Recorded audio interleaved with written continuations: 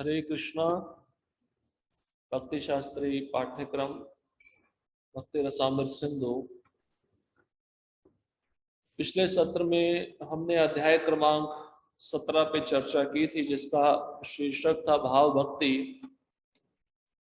इसमें रूप गोस्वामी कहते हैं कि वैदिक भक्ति के नीति नियमों का पालन करते करते जब भक्त का हृदय शुद्ध हो जाता है, उस हृदय की तुलना रूप गोस्वामी सूर्य के प्रकाश से करते हैं। जिस प्रकार से सूर्य प्रारंभ में बादलों से ढका रहता है, उसी प्रकार हृदय भक्ति के प्रारंभ में अनर्थ निवृत्ति से ढका रहता है। कुछ समय के पश्चात जब वह साधक शास्त्र के विधि विधानों का पालन करता है तो उसका हृदय शुद्ध हो जाता है। उसी प्रकार से सूर्य कुछ समय के बाद जब बादलों को चीर कर बाहर आता है तो उसका सूर्य प्रकाश प्रखर हो जाता है, और उत्तम अधिकारी ही ये भाव भक्ति के स्तर पे पहुंच सकता है। उत्तम अधिकारी के हमने बहुत सारे लक्षण सुने थे श्रीमद् भागवतम के 11वें स्कंद से, नवजोगेंद्र और निमि महाराज के संवाद में।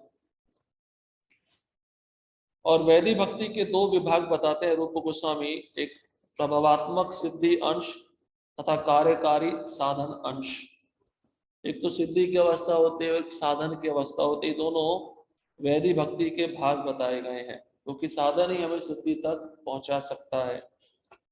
भाव भक्ति के लक्षण से एक उदाहरण रूप गोस्वामी प्रस्तुत करते हैं अम्बरीश महाराज का। अम्बरीश महाराज जब भगवान कृष्ण के चरण कमलों का स्मरण किए तो उनकी आंखों में आंसू आ गए, उनका शरीर कंपन होने लगा। तो रूप गोस्वामी उस अध्याय में दो लक्षण बताए हैं कि भाव भक्ति में भक्त के अंदर ये लक्षण प्रकट होते हैं, लेकिन वह इन लक्षणों को सबके सामने प्रदर्शित नहीं करता।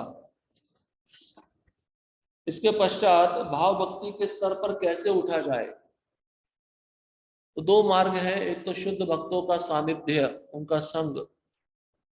दूसरा है या तो कृष्ण की प्रत्यक्ष कृपा या कृष्ण के शुद्ध भक्त की प्रत्यक्ष कृपा। दूसरा बहुत विरला ही होता है। पहला सबको सुलभ हो सकता है, सबको प्राप्त हो सकता है, इसलिए हमारा मार्ग शुद्ध भक्त का सानिध्य प्राप्त करना होना चाहिए। क्योंकि जिस भक्त के पास भाव भक्ति है वही आपको भाव भक्ति प्रदान कर सकता है। उस भक्त का संग करना होगा। श्री प्रभुपाद जी कहते हैं किसी को शराब पीना तो शराबी का संग करना होगा, किसी को नाम हरिनाम में आनंद लेना है तो हरिनाम में जो प्रगत भक्त है उसका संग करना होगा। तो शुद्ध भक्त का जो संग होता है बहुत ही महत्वपूर्ण है भाव भक्ति के स्तर पर उठने के लिए।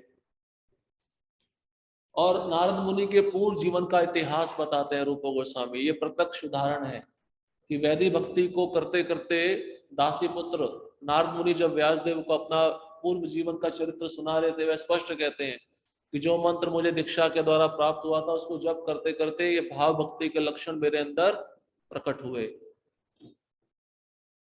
उसके पश्चात तीसरा स्कंद 25वां अध्याय और 25वां श्लोक कपिल भगवान माता देवहूति को कहते हैं, सताम प्रसंगान मम वीर संविदो। तो मेरे भक्तों के संग में जो मेरे वीर गाथा का श्रवण करता है तो वह भक्ति में स्थिर हो जाता है, और भक्ति में स्थिर होने पर वह उसके हृदय में जो कल्मश होता है वो नष्ट हो जाता है। पद्म पुराण से अनेक उदाहरण रूप गोस्वामी देते हैं कि भाव भक्ति के स्तर पर एक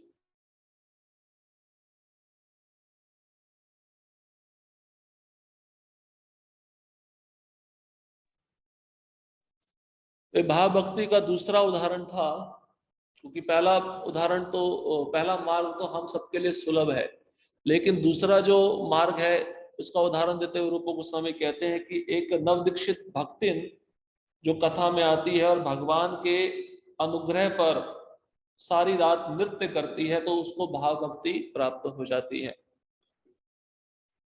और फिर रूप गोस्वामी कहते हैं कभी कभार देखा गया कि बिना किसी वैदिक भक्ति को किए हुए व्यक्ति भी भाव भक्ति को प्राप्त कर लेता। तो उसके तीन मार्ग बताते हैं। तीन मार्ग है। पहला है वाचिका, केवल बोलने से। दूसरा है आलोक दान, केवल कृपा दृष्टि से। और तीसरा है हृदय, हृदय मतलब हृदय से, शुभ कामनाओं से। तो इन तीनों के उदाहरण रूप गोस्वामी कहते हैं कि जो विवाचिका है वो नारदीय पुराण से उदाहरण देते हुए कहते हैं कि भगवान कृष्ण ने नारद से कहा था कि मैं चाहता हूं कि तुम्हें मेरी दिव्य आनंददायक तथा मंगलमय अनन्य भक्ति प्राप्त हो। तो भगवान ने अपने वाणी से उनको भाव भक्ति प्रदान की। इसके पश्चात स्कंद पुराण से उन्होंने आलोक दान का उदाहरण दिया कि जो जांगल प्रदेश के लोग थे वह भगवान कृष्ण को जब उन्होंने देखा तो देखने से भाव विभोर हो गए, क्योंकि कृष्ण का रूप बहुत ही सुंदर है, रूप माधुरी, विष्णु से भी ज्यादा सुंदर कृष्ण है। और तीसरा हार्द, हार्द मतलब हार्दिक शुभ कामनाओं के द्वारा। इसके प्रत्यक्ष उदाहरण है सुखदेव गोस्वामी, जो अपनी माता के गर्भ में थे जब व्यास देव द्वारका जाकर भगवान कृष्ण को याचना किए कि आप ऐसा कहिए कि मेरी माया, आपकी माया मेरे पुत्र को स्पर्श नहीं करेगी। जब ऐसा आशीर्वाद भगवान ने दिया तभी सुखदेव गोस्वामी अपने माता के गर्भ से बाहर आए। तो इस प्रकार से भाव भक्ति या तो शुद्ध भक्त के सानिध्य में प्राप्त होगी या कृष्ण की प्रत्यक्ष कृपा के द्वारा या कृष्ण के शुद्ध भक्त की कृपा के द्वारा। अब आज का जो अध्याय है, अध्याय क्रमांक 18, भाव प्रेमी का चरित्र, बहुत ही महत्वपूर्ण है। हमने पिछले अध्याय में तो केवल 2 लक्षण सुने कि भाव भक्ति में जब भक्त होता है तो उसकी आंखों से झरझर अश्रु प्रवाहित होते हैं, और दूसरा उसके शरीर में कंपन होता है। जैसे हम गुरुवाष्टक में गाते हैं, रोमांच कंपा शुतरंग भाजो।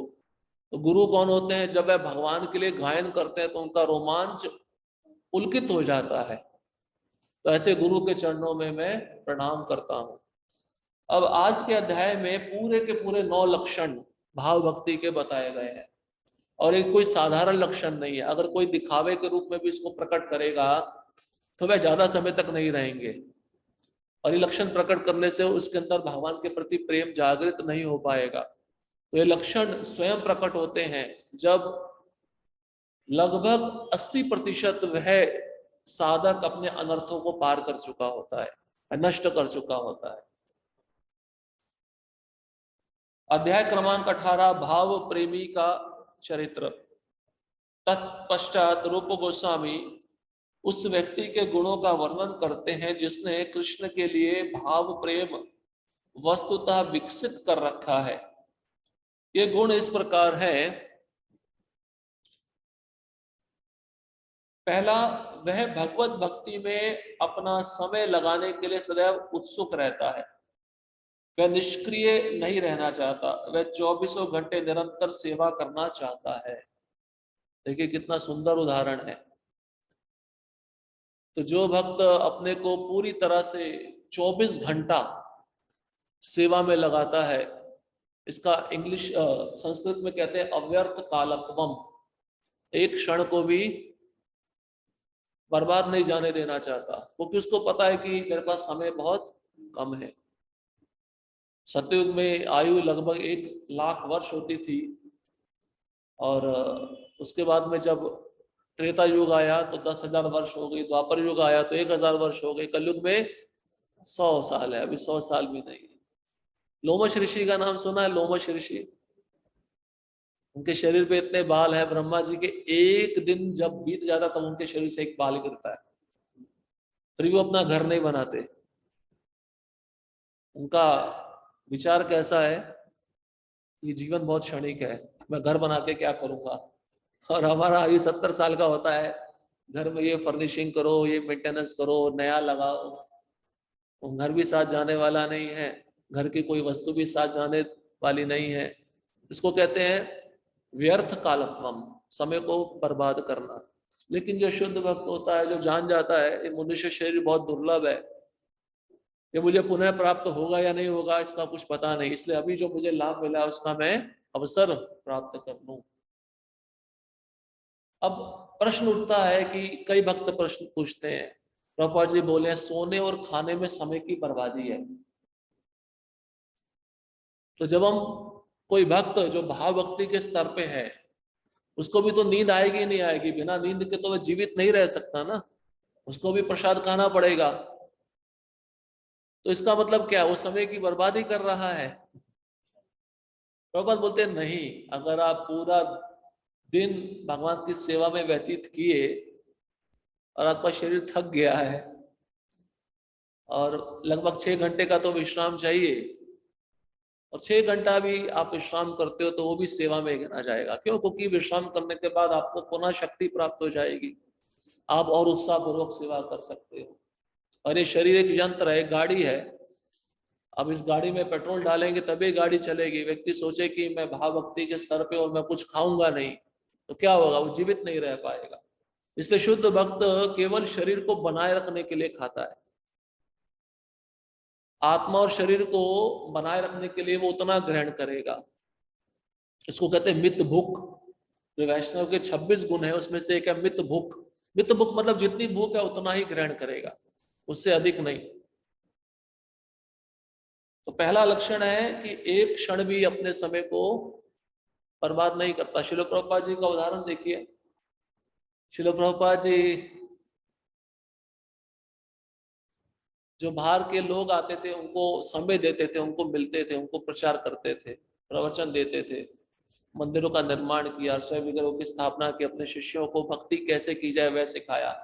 अब ये सब तो दिन भर चलता रहता था, लेकिन रात में क्या करते थे? रात में केवल 2 घंटा सोकर भागवतम का भाषांतर करते थे। शुद्ध भक्त जानता है, श्रील प्रभुपाद की इच्छा थी कि मैं रामायण पे भी भाषांतर लिखूं, महाभारत पे लिखूं, उन्होंने बोला था, लेकिन समय बहुत कम था। वो भागवतम को भी पूर्ण नहीं कर पाए। भागवतम के दशम स्कंद में जो ब्रह्म विमोहन लीला है वहीं तक श्रील प्रभुपाद जी का भाषांतर हो पाया। उसके पश्चात उनके शिष्यों ने भागवतम का भाषांतर किया। श्रील प्रभुपाद जी रात में जग कर डिक्टाफोन पे भाषांतर करते थे भागवतम का। और ये समय क्या है? ये भगवान का रिप्रेजेंटेटिव है, प्रतिनिधि है। कृष्ण कहते हैं ना गीता में, कालो अस्मि, मैं काल हूं, और मैं इस रूप में आकर एक भौतिकतावादी व्यक्ति का सब वस्तु छीन लेता हूं। तो ये काल कौन है? ये समय जो कौन है? ये कृष्ण ही है। अगर इसका सदुपयोग किया तो आपको कृष्ण की प्राप्ति हो जाएगी, आप उस समय का मूल्य समझ पाओगे। लेकिन आपने इस समय को बर्बाद किया, इसका मतलब आप कृष्ण को भूल रहे हो। इसलिए शुद्ध भक्त कभी भी एक क्षण अपने समय को व्यर्थ नहीं गवाता। दूसरा है, वह सदैव गंभीर तथा अव्यवसायी होता है। गंभीर मतलब उसको अपने जीवन का लक्ष्य पता होता है, मुझे कहाँ जाना है, उसके लिए वो तैयारी करता है।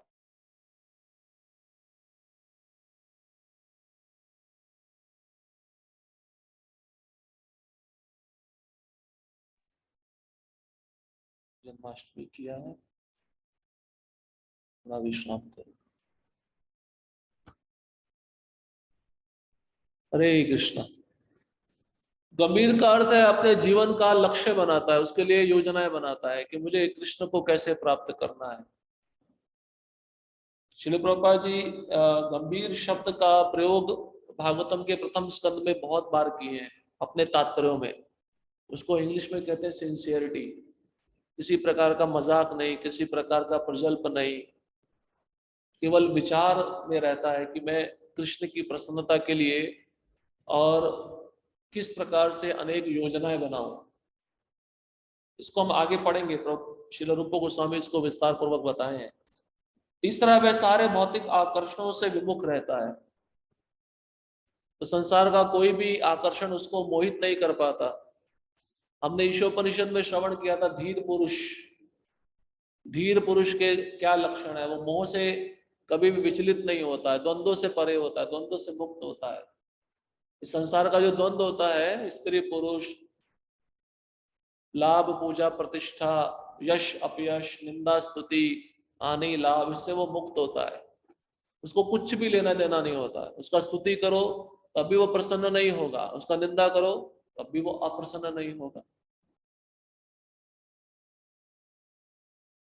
भौतिक आकर्षण में बहुत कुछ आ जाता है, इसलिए स्पेसिफिक शब्द दिया है।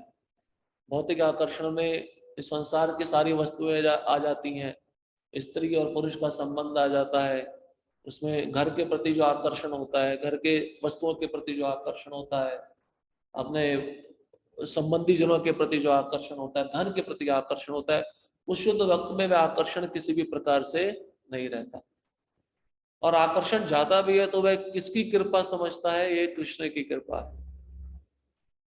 जैसे श्रील प्रभुपाद जी जब शुरुआत में बहुत तीव्रता पूर्वक भक्ति कर रहे थे, अभय बाबू थे, गृहस्थ थे, तो फार्मास्यूटिकल बिजनेस चलाते थे, उनका बहुत बड़ा फैक्ट्री था, वो फैक्ट्री में आग लग गया। अगर आप प्रभुपाद लीलामृत पढ़ेंगे तो प्रभुपाद हंसते हुए बोले, हरिष्य तद्धनम शनै, भगवान ने मेरे पे विशेष कृपा किया, जो मेरी आखिरी आसक्ति थी उसको भी छीन लिया। शुद्ध भक्त का भाव ऐसा होता है। चौथा, वह अपने कार्यों के बदले किसी प्रकार के भौतिक सम्मान की कामना नहीं करता। सेवा करेगा लेकिन भाव कैसा रहेगा? मेरा नाम ना आए। नाम से बचा रहो, ये सबसे बड़ी मुसीबत है। हमारे संस्था में सबसे बड़ा समस्या यही है, मेरा नाम होना चाहिए। छोटा सा छोटा सेवा किया तो मुझे कोई ना कोई देखना चाहिए, मेरा माइक में नाम आना चाहिए, या मैंने कुछ दिया है भगवान के लिए तो मेरा नाम क्यों नहीं बोला गया। तो शुद्ध भक्त के अंदर ये कामना रहती ही नहीं है, क्योंकि वह जानता है कि जो मैं कुछ कर रहा हूं मैं दास रूप में कर रहा हूं, जो दे रहा हूं वो कृष्ण का ही है, मेरा नहीं है। और दूसरों से भी सम्मान की इच्छा नहीं रहती। इसलिए चैतन्य महाप्रभु क्या बोले हैं? तृणादपि सुनिचेन तरोरेव सहिष्णुना अमानिना मान देना कीर्तनीय सदा हरि। अमानिना मान देना, अमानिना मतलब मान नहीं चाहता है, मानिना देना मतलब दूसरों को सम्मान देना चाहता है। दो चीजें हैं। शुद्ध भक्त स्वयं सम्मान नहीं लेगा लेकिन दूसरों को सम्मान देगा। श्रील प्रभुपाद जी को पूछा गया, इतना बड़ा संस्था आपने खड़ा कर दिया, इसका श्रेय आपको जाता है? तो प्रभुपाद जी ने कहा, इसका श्रेय मुझे नहीं जाता, इसका श्रेय मेरे गुरु महाराज को जाता है। उन्होंने नाम उच्चारण किया अपने गुरु महाराज को, उनकी आंखों से आंसू आने लगे। तो संसार में कोई भी बड़ा कार्य करता है शुद्ध भक्त, उसका श्रेय अपने ऊपर नहीं लेता। इसका मतलब ये जो सुकरेर विष्ठा है, लाभ पूजा प्रतिष्ठा की कामना है, उससे वह मुक्त रहता है। पांचवा है, उसे विश्वास रहता है कि कृष्ण उस पर सदैव दयालु होंगे। आशा बंद। तो भक्तों को कृष्ण से आशा रखनी चाहिए, इस संसार के किसी अन्य व्यक्ति से आशा नहीं रखनी चाहिए। तो भक्त, शुद्ध भक्त सोचता है मैं अपना तो प्रयास कर ही रहा हूं, लेकिन कृष्ण मुझ पे एक ना एक दिन अवश्य कृपा करेंगे। इसका अर्थ क्या है? एक ना एक दिन मैं भगवत धाम जाऊंगा। इस संसार में प्रत्येक व्यक्ति दूसरे व्यक्ति के आशा पे निर्भर रहता है। भौतिक संसार में भी देखा जाता है, हम कोई कार्य कराने चाहते हैं, जाना चाहते हैं किसी सरकारी दफ्तर में, तो कार्य लंबा जाता है, उसको पैसा देना पड़ता है, फिर भी उसको आशा रहता है चलो आज पैसा दिया तो मेरा काम हो जाएगा, लेकिन काम नहीं हो पाता। लेकिन शुद्ध भक्त उसका भाव कैसा होता है कि जो भी कार्य मैं कर रहा हूं कृष्ण के लिए कर रहा हूं बस। और ठीक है, मैं आज शुद्ध नहीं हूं, लेकिन गंभीरता पूर्वक प्रयास करते करते मैं एक दिन शुद्ध हो जाऊंगा और कृष्ण मेरे को स्वीकार करेंगे। उसको एक आशा रहती है। इस संसार के व्यक्ति को क्या आशा है?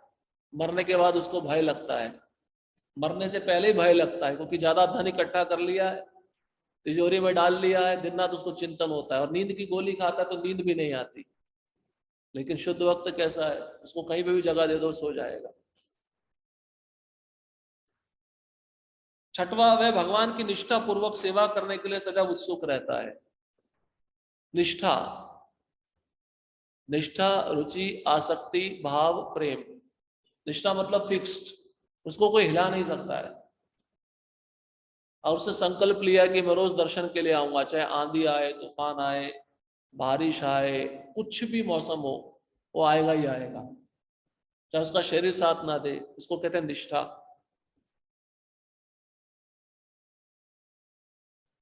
श्रील प्रभुपाद जी अपने अंतिम समय में जब उनका शरीर साथ नहीं दे रहा था, श्रील प्रभुपाद जी ने अपने शिष्यों को बोला कि मैं अभी दो वस्तुओं पे जीवित रहना चाहता हूँ, हरिनाम और चरणामृत। मुझे खाली ये चाहिए, मुझे दवाई भी नहीं चाहिए। जबकि प्रभुपाद के शिष्य उनको मनाते थे, आप दवाई नहीं लेंगे तो ठीक नहीं हो पाएंगे। वो कहते ये संसार का दवाई मुझे क्या ठीक करेगा, मेरे लिए एक ही औषधि है, वो है हरिनाम और भगवान का चरणामृत। तो इसको कहते हैं निष्ठा। निष्ठा मतलब खाली हरिनाम में नहीं, भगवान से संबंधित जितनी भी वस्तुएं हैं उन सब पे निष्ठा। इसलिए भगवान से संबंधित जो वस्तुएं होती हैं उसका एक ही शब्द में विश्लेषण दिया गया, तदिया। तदिया मतलब वैष्णव हो गए, तुलसी महारानी हो गए, गोवर्धन हो गया, और भगवान के भक्तों का संग हो गया। ये सब तदिया है, भगवान से संबंधित है। इन प्रत्येक वस्तु पे उस शुद्ध भक्त की पूर्ण निष्ठा होती है। उसमें गंगा भी आ गई, चरणामृत आ गया, सब आ गए, भगवान का विग्रह आ गया, गुरुजन आ गए, आचार्य आ गए, इन पे पूर्ण निष्ठा होती है उसकी।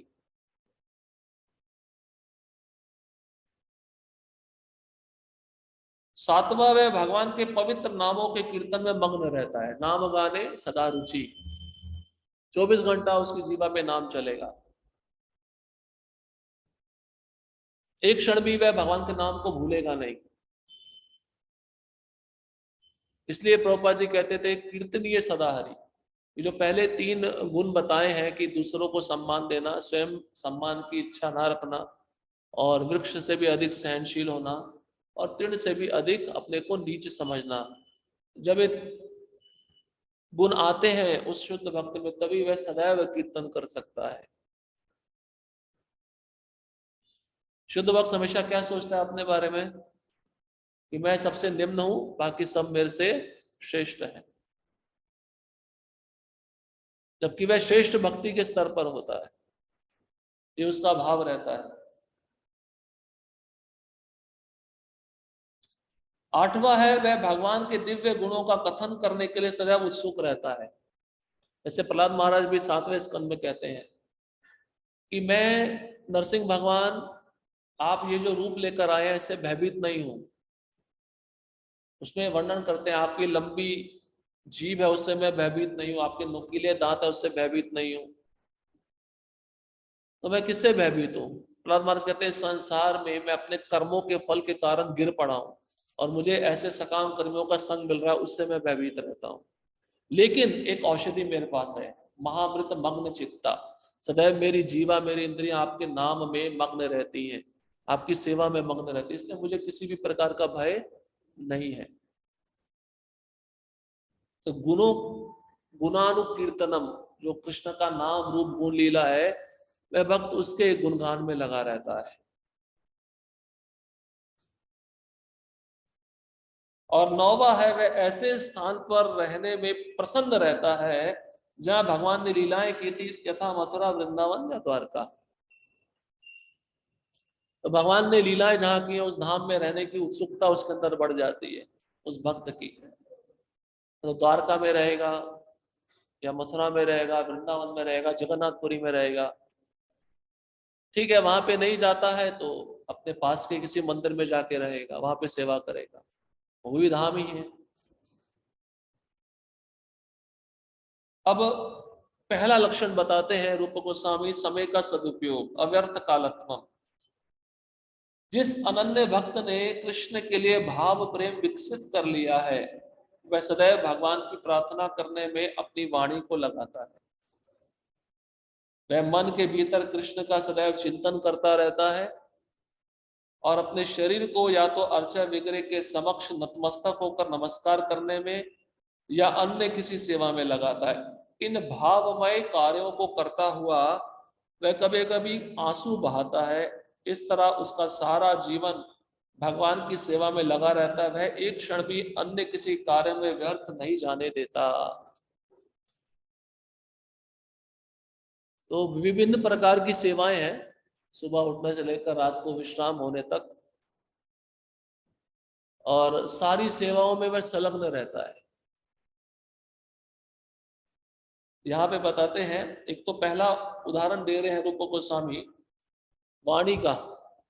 जीवा से कृष्ण का नाम लेगा, कृष्ण का कीर्तन करेगा, उसकी जीवा कभी रुकेगी नहीं। अब मान लो किसी दूसरे भक्त के साथ में बैठ गया तो उसकी चर्चा का विषय क्या होगा? कृष्ण ही होगा। मच्चित्ता मदद प्राणा बोधयंता परस्परम कथयंतश्च माम नित्यम तुष्यंती च रमंती च। कृष्ण गीता में कहते हैं मेरे शुद्ध भक्त मिलते हैं तो मैं ही उनका चर्चा का विषय रहता हूं। मत चित्ता, अपने मन को मुझ में लगाते हैं। मदगत प्राणा, प्राणा मतलब शरीर, और शरीर को सेवा के द्वारा मेरे को समर्पित कर देते हैं। और बोधयंता परस्परम, आपस में बैठेंगे। बोधयंता मतलब चर्चा करेंगे, मेरे बारे में चर्चा करेंगे। कथयंतश्च, फिर और डिटेल में कृष्ण कहते कथा करेंगे मेरे बारे में। माम नित्यम, माम मतलब मेरी, नित्यम मतलब हमेशा। ऐसा नहीं कि थोड़ा समय कृष्ण की चर्चा किया और विषय डाइवर्ट हो गया, कृष्ण विषय नहीं रहा, अभी दूसरा चर्चा शुरू हो गया, ऐसा नहीं होता। इसलिए आपने देखा होगा बहुत सारे प्रभुपाद जी के शिष्य हैं, कीर्तन करने बैठते तो 5 घंटा 6 घंटा बैठे रहते हैं, करते रहते हैं, क्योंकि उनको आनंद आता है। वो ऐसे स्तर पे पहुंच चुके हैं। हम बैठते हैं, हम जैसे कथा सुनते तो हमको 2 मिनट में आंख बंद होने लगती है, नींद आने लगती है। ये हमारी बद अवस्था का लक्षण है। इसका मतलब क्या? अभी भावमय स्थिति प्राप्त नहीं हुई है, अभी और संघर्ष करना पड़ेगा। या तो रुचि नहीं है, मन वहां पे नहीं है, मन कहीं और भ्रमण कर रहा है। और दूसरा लक्षण बताते हैं मन के भीतर कृष्ण का सदैव चिंतन करता है। सावय मना कृष्ण पदार बिंदयो, मन में उसका कृष्ण के रूप का चिंतन होता है। देखिए, वाणी से कृष्ण का गुणगान, मन से कृष्ण का चिंतन। अब बच गया शरीर। शरीर से क्या करेगा?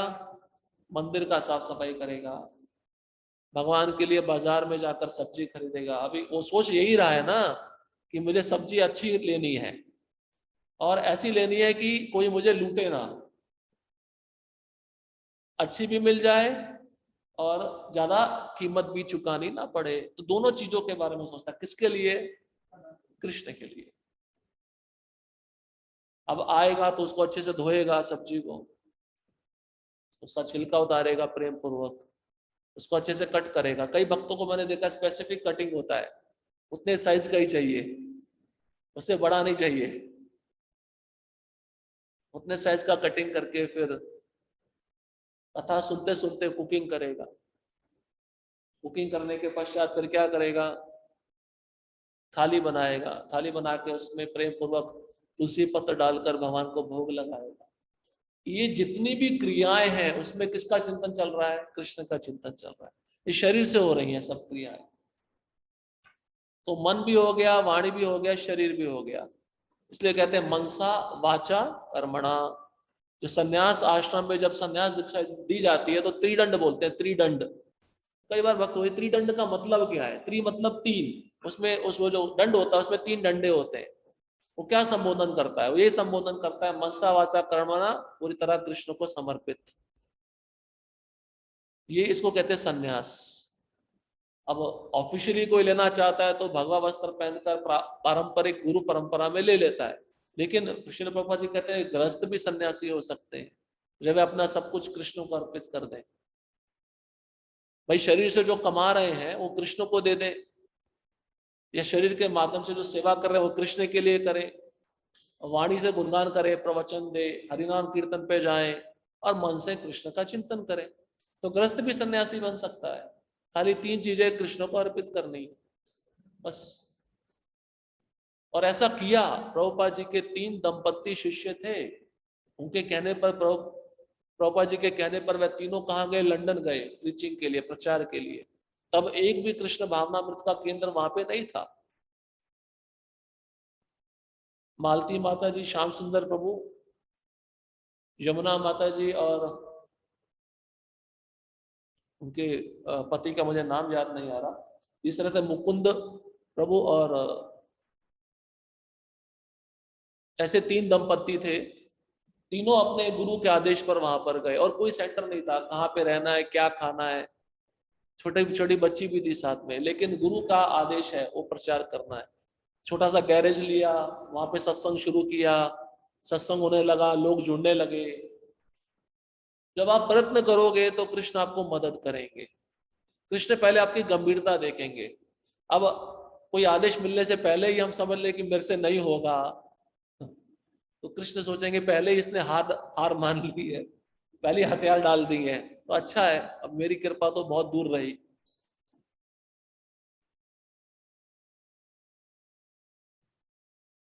अब यहाँ पे देखिए,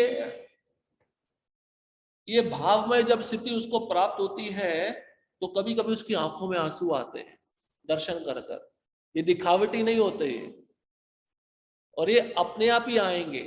वो दर्शन देखकर, वो उस रूप को देखकर भाव में आ जाता है कि भगवान कितने सुंदर है, और अपने को निकृष्ट मानता, अपने को निम्न मानता है कि मैं इतना जीवन भक्ति में आने से पहले मैं इतना समय बर्बाद कर दिया।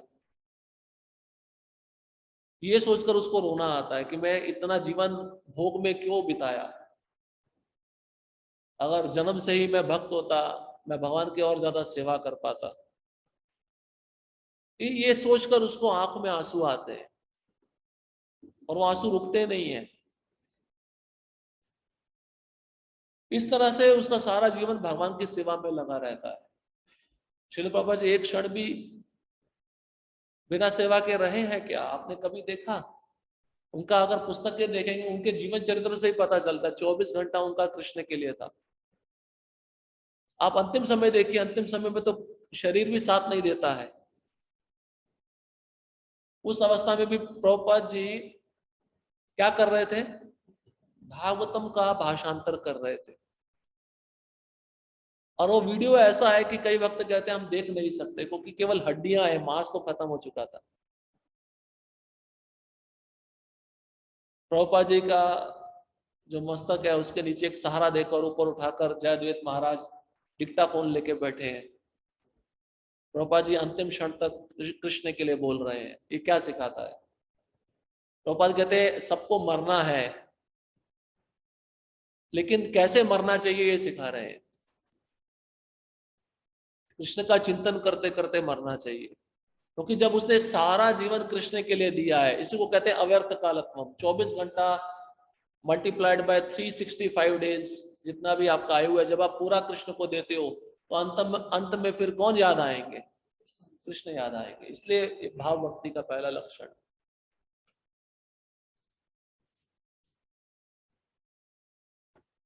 दूसरा बताते हैं अध्यवसाय या शांति ही। अभी आपको और क्लियर हो जाएगा इसका मतलब क्या होता है।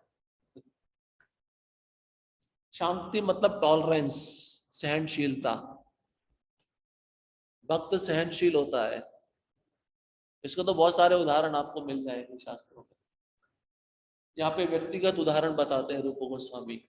जब कोई व्यक्ति विभिन्न बाधाओं के आने पर भी क्षुब्ध नहीं होता तो वह संयमी तथा अद्वैसाई कहलाता है। इसका जीता जागता उदाहरण श्रीमद् भागवत में पहला स्कंद 19वां अध्याय 15वां श्लोक वर्णित राजा परीक्षित का आचरण है। वे अपनी मृत्यु के समय अपने समक्ष उपस्थित समस्त ऋषियों से कहते हैं, ब्राह्मणों, आप मुझे सदा अपना शरणागत दास माने। मैं गंगा के तट पर भगवान कृष्ण के चरण कमलों में हार्दिक भक्ति करने आया हूं। अतएव आप आशीर्वाद दें कि माता गंगा भी मुझ पर प्रसन्न हो। उस ब्राह्मण बालक का श्राप मुझे लगा है तो लगता रहे। मेरी आपसे प्रार्थना यही है कि आप मेरे जीवन की अंतिम घड़ी में विष्णु के पवित्र नाम का कीर्तन करें, जिससे मुझे उनके दिव्य गुणों की अनुभूति हो सके। महाराज परीक्षित के आचरण का यह दृष्टांत उनके जीवन के अंतिम समय तक धैर्य बनाए रखने, उनके मन की अविचल स्थिति या संयम का उदाहरण है। यह उस भक्त के लक्षणों में से एक है जिसने कृष्ण के लिए भाव में प्रेम विकसित कर लिया है। कितना सुंदर उदाहरण है। सहनशीलता, यही सहनशीलता की कमी है भक्तों के बीच में। आप सोचिए अम्बरीश महाराज कितने सहनशील थे।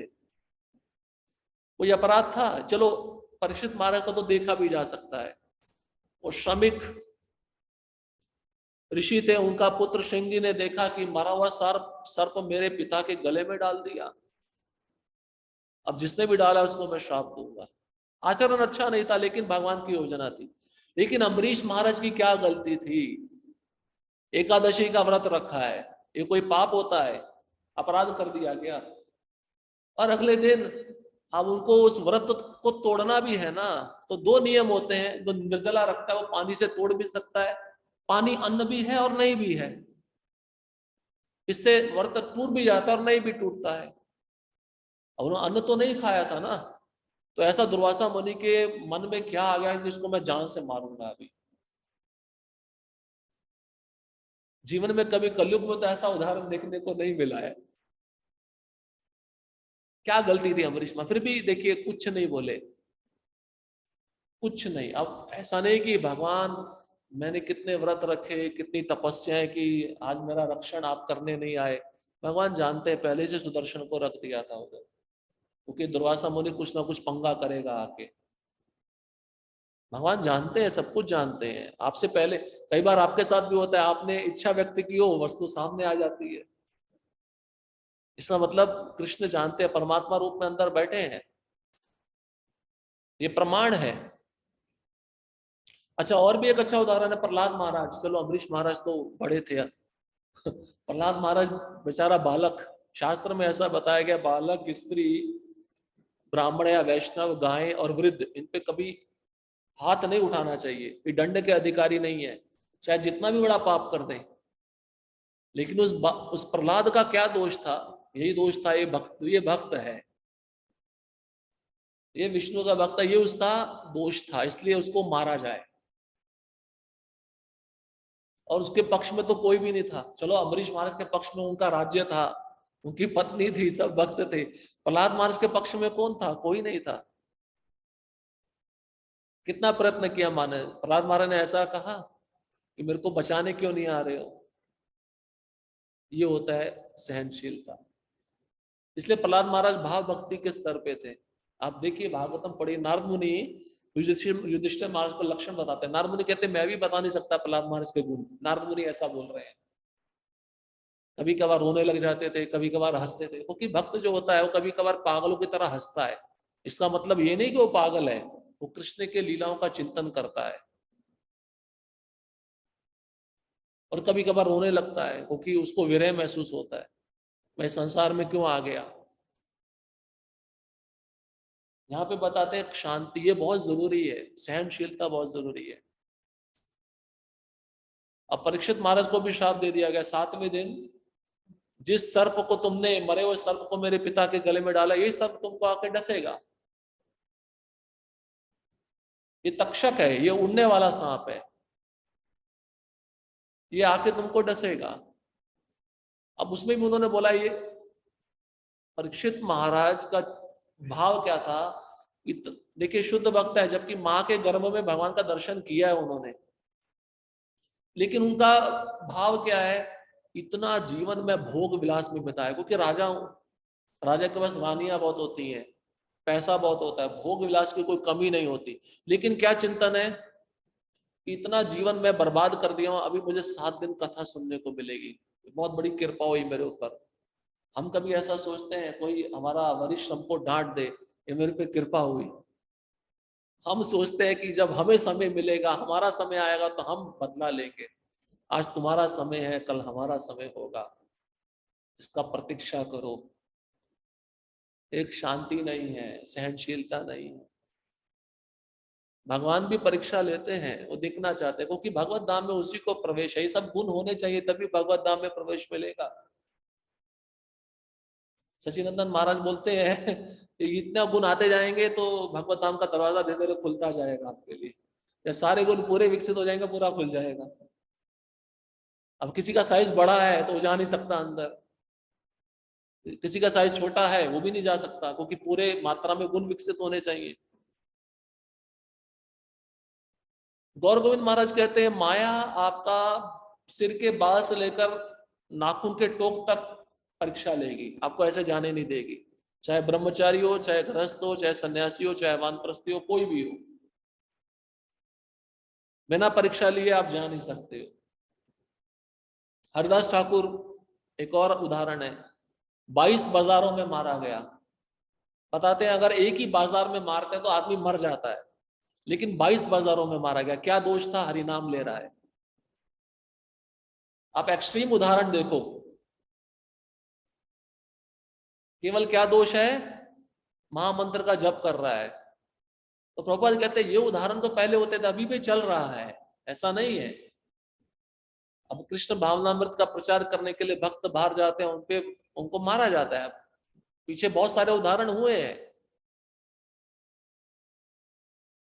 फिर भी भक्त सहनशील होता है, बदले की भावना नहीं रहती। बहुत सुंदर श्लोक है भागवतम के प्रथम स्कंद में, उसमें शमिक ऋषि श्रृंगी को बताते हैं, अपने पुत्र को बताते हैं, अरे मूर्ख, तुमने जिसको शाप दिया वो तो भगवान के शुद्ध भक्त है, परीक्षित महाराज। तो उन्होंने बताया कि जब उस भक्त को प्रताड़ित किया जाता है, उसका अपमान किया जाता है, उसकी निंदा की जाती है, उसको जान से मारने का प्रयास किया जाता है, ये सब करने के बावजूद भी उस भक्त के मन में बदले की भावना नहीं रहती।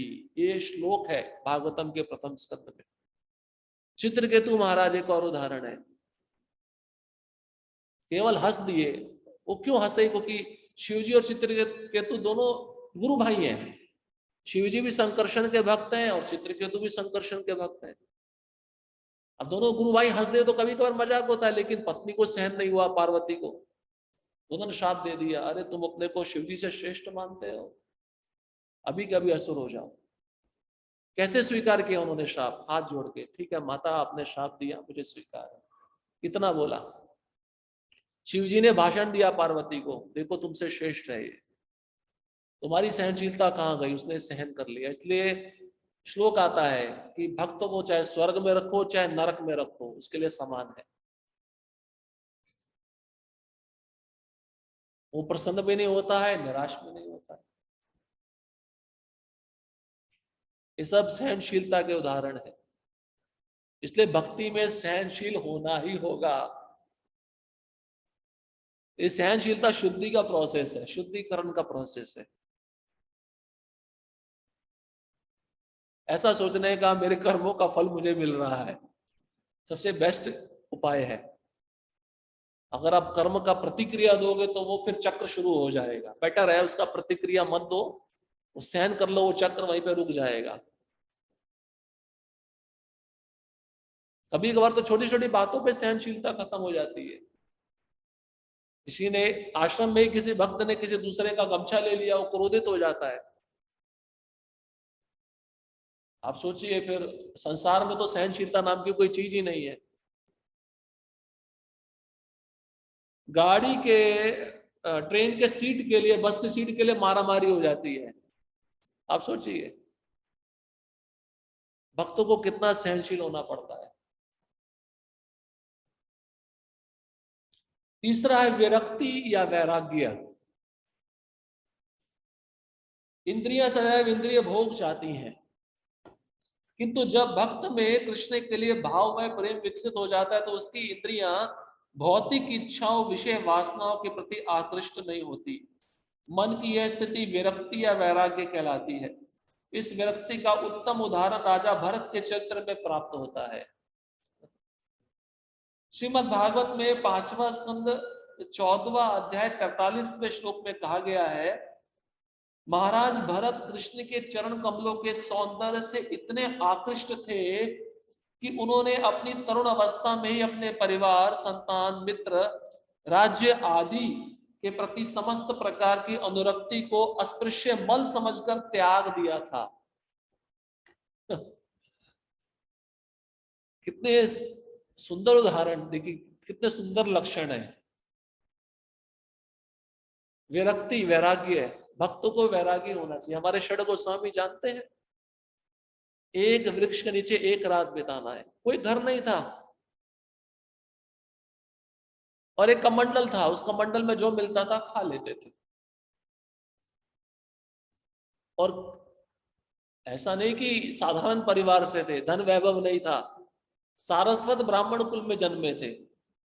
और दूसरा, नवाब हुसैन शाह के कार्यकाल में वित्त मंत्री और मुख्यमंत्री थे। उस समय सोने के सिक्के चलते थे। सुना था ना, एक नाव भरकर सोने के सिक्के थे। यहाँ पे एक सिक्का गिर जाए तो व्यक्ति मार देगा दूसरे को सोने के सिक्के के लिए। और सोने के सिक्के सब बांट दिए। विरक्ति, रघुनाथ दास गोस्वामी, उनकी विरक्ति का आप आदर्श देखिए। पत्नी अप्सरा समान और धन वैभव की कोई कमी नहीं, एक लौता पुत्र। भक्त को वैरागी होना चाहिए। वैरागी का मतलब, अब आश्रम में जो भक्त रह रहे हैं, ये नहीं कि मुझे सारी सुख सुविधा चाहिए, फिर वो भक्ति नहीं कर पाएगा। स्थान रहने के लिए और प्रसाद खाने के लिए, बस दो चीजें पर्याप्त है। बाकी चीज आपको आश्रम दे रहा है, पहनने के लिए वस्त्र दे रहा है। अब हाउस प्रोग्राम में गए, बड़ा घर है, धनवान व्यक्ति है, एनवलप में, भक्तों की आदत होती है, प्रभु जी कितना पैसा है, जरा दिखाओ ना कितना पैसा मिला। ये विरक्ति का लक्षण नहीं है, भोग का लक्षण है। और कई भक्तों को पर्सनल दिया जाता है तो अपनी जेब में रख लेते हैं, जबकि नियम है, आश्रम में रह रहे हो तो सबसे पहले उसका अधिकार गुरु के ऊपर है। ये विरक्ति का उदाहरण नहीं है। हमारे पास कुछ भी नहीं है, फिर भी हम थोड़ा सा देते हैं, अपने को महान समझते हैं कि मैंने इतना बड़ा कुछ त्याग कर दिया। और जिन आचार्यों के पास सब कुछ था, जिन्होंने सब कुछ दे दिया, फिर भी उन्होंने मन में ये भाव नहीं लाया कि मेरे पास इतना था, मैंने क्यों दिया। श्रील प्रभुपाद जी कहते हैं, रघुनाथ दास गोस्वामी का अगर आज की डेट में इनकम डाटा तैयार किया जाए तो ये टाटा बिरला इससे भी लाखों गुना अधिक पैसे वाले थे वो। और कैसे रहते थे जगन्नाथपुरी में, क्या खा के रहते थे? ऐसा चावल जो गाय भी सूंघती नहीं है, उस चावल में से बदबू आता है, उसको पानी में धोकर उसमें नमक मिलाकर खाते थे। ये विरक्ति है। अब ये तो जब तक चैतन्य महाप्रभु थे तब तक वो करते रहे। जब चैतन्य महाप्रभु भगवत धाम चले गए, अब वृंदावन गए, राधा कुंड में रहने लगे, तो 3 दिन में एक बार 3 बूंद छाछ, और वो भी सोच रहे हैं मैं इंद्र तृप्ति कर रहा हूं। हम एक दिन में 3 बार पनीर खाते हैं, हमारे मन में विचार नहीं आता कि इंद्र तृप्ति कर रहा हूं।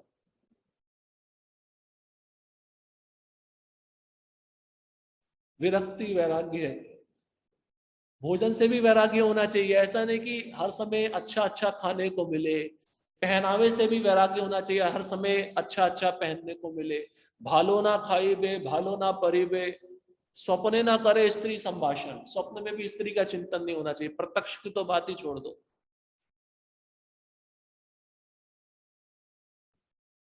भरत महाराज का उदाहरण बता रहे रूप गोस्वामी, कैसे त्याग दिया। अब ऐसा मैं आपको एक उदाहरण बताता हूँ। आजकल बूढ़े लोग आते हैं, अपना आयु का अधिकतर समय वो भोग में बिता चुके हैं, अब आके भक्ति कर रहे हैं, चलो कुछ तो कर रहे हैं, अच्छा है। लेकिन विरक्ति उसको कहते हैं जब आप अपनी जवानी कृष्ण को दो। अब कृष्ण भी सोचते हैं ये फूल पूरा मुरझा गया है, इसका स्वाद सबने ले लिया है, अब ये मेरे पास आ रहा है, चलो थोड़ी कृपा तो कर दूंगा।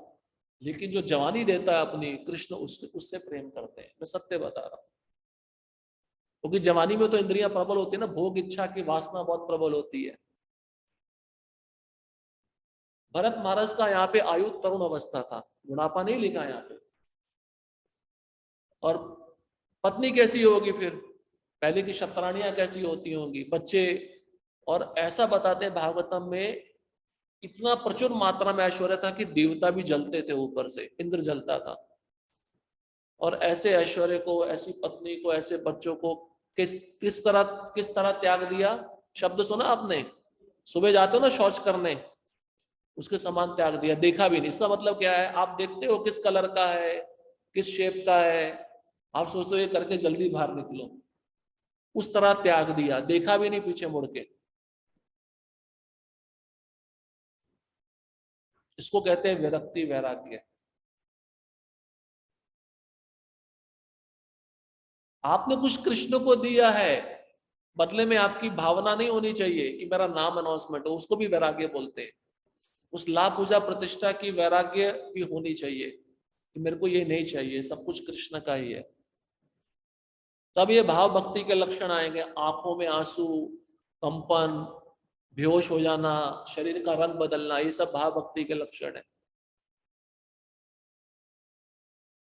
हमारी आसक्ति, प्रभुपाद जी बोलते हैं, सुई के नोक जितनी भी जिसकी आसक्ति है वो भगवत धाम में प्रवेश नहीं कर सकता।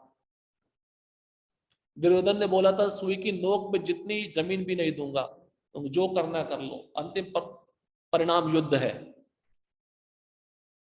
सुई की नोक जितनी जमीन कितनी होती है, उतनी भी आसक्ति नहीं होनी चाहिए। भौतिक आसक्ति कह रहे हैं, भौतिक आसक्ति उतनी भी नहीं होनी चाहिए।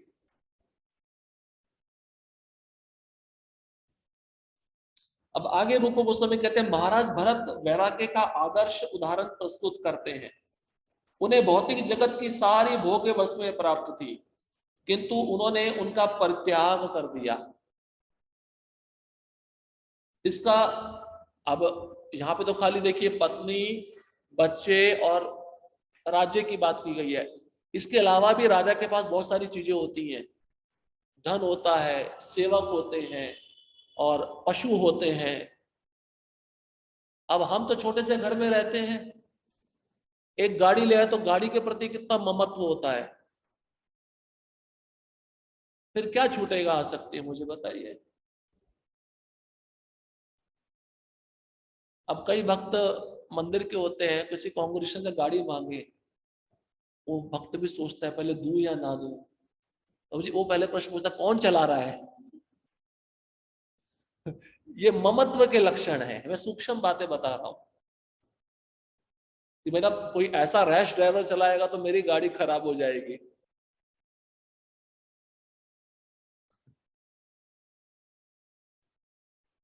इसका यह अर्थ होता है कि अपने आप को कृत्रिम रूप से पृथक रखने और अनुरक्ति के आकर्षणों से दूर रखने को वैराग्य नहीं कहते।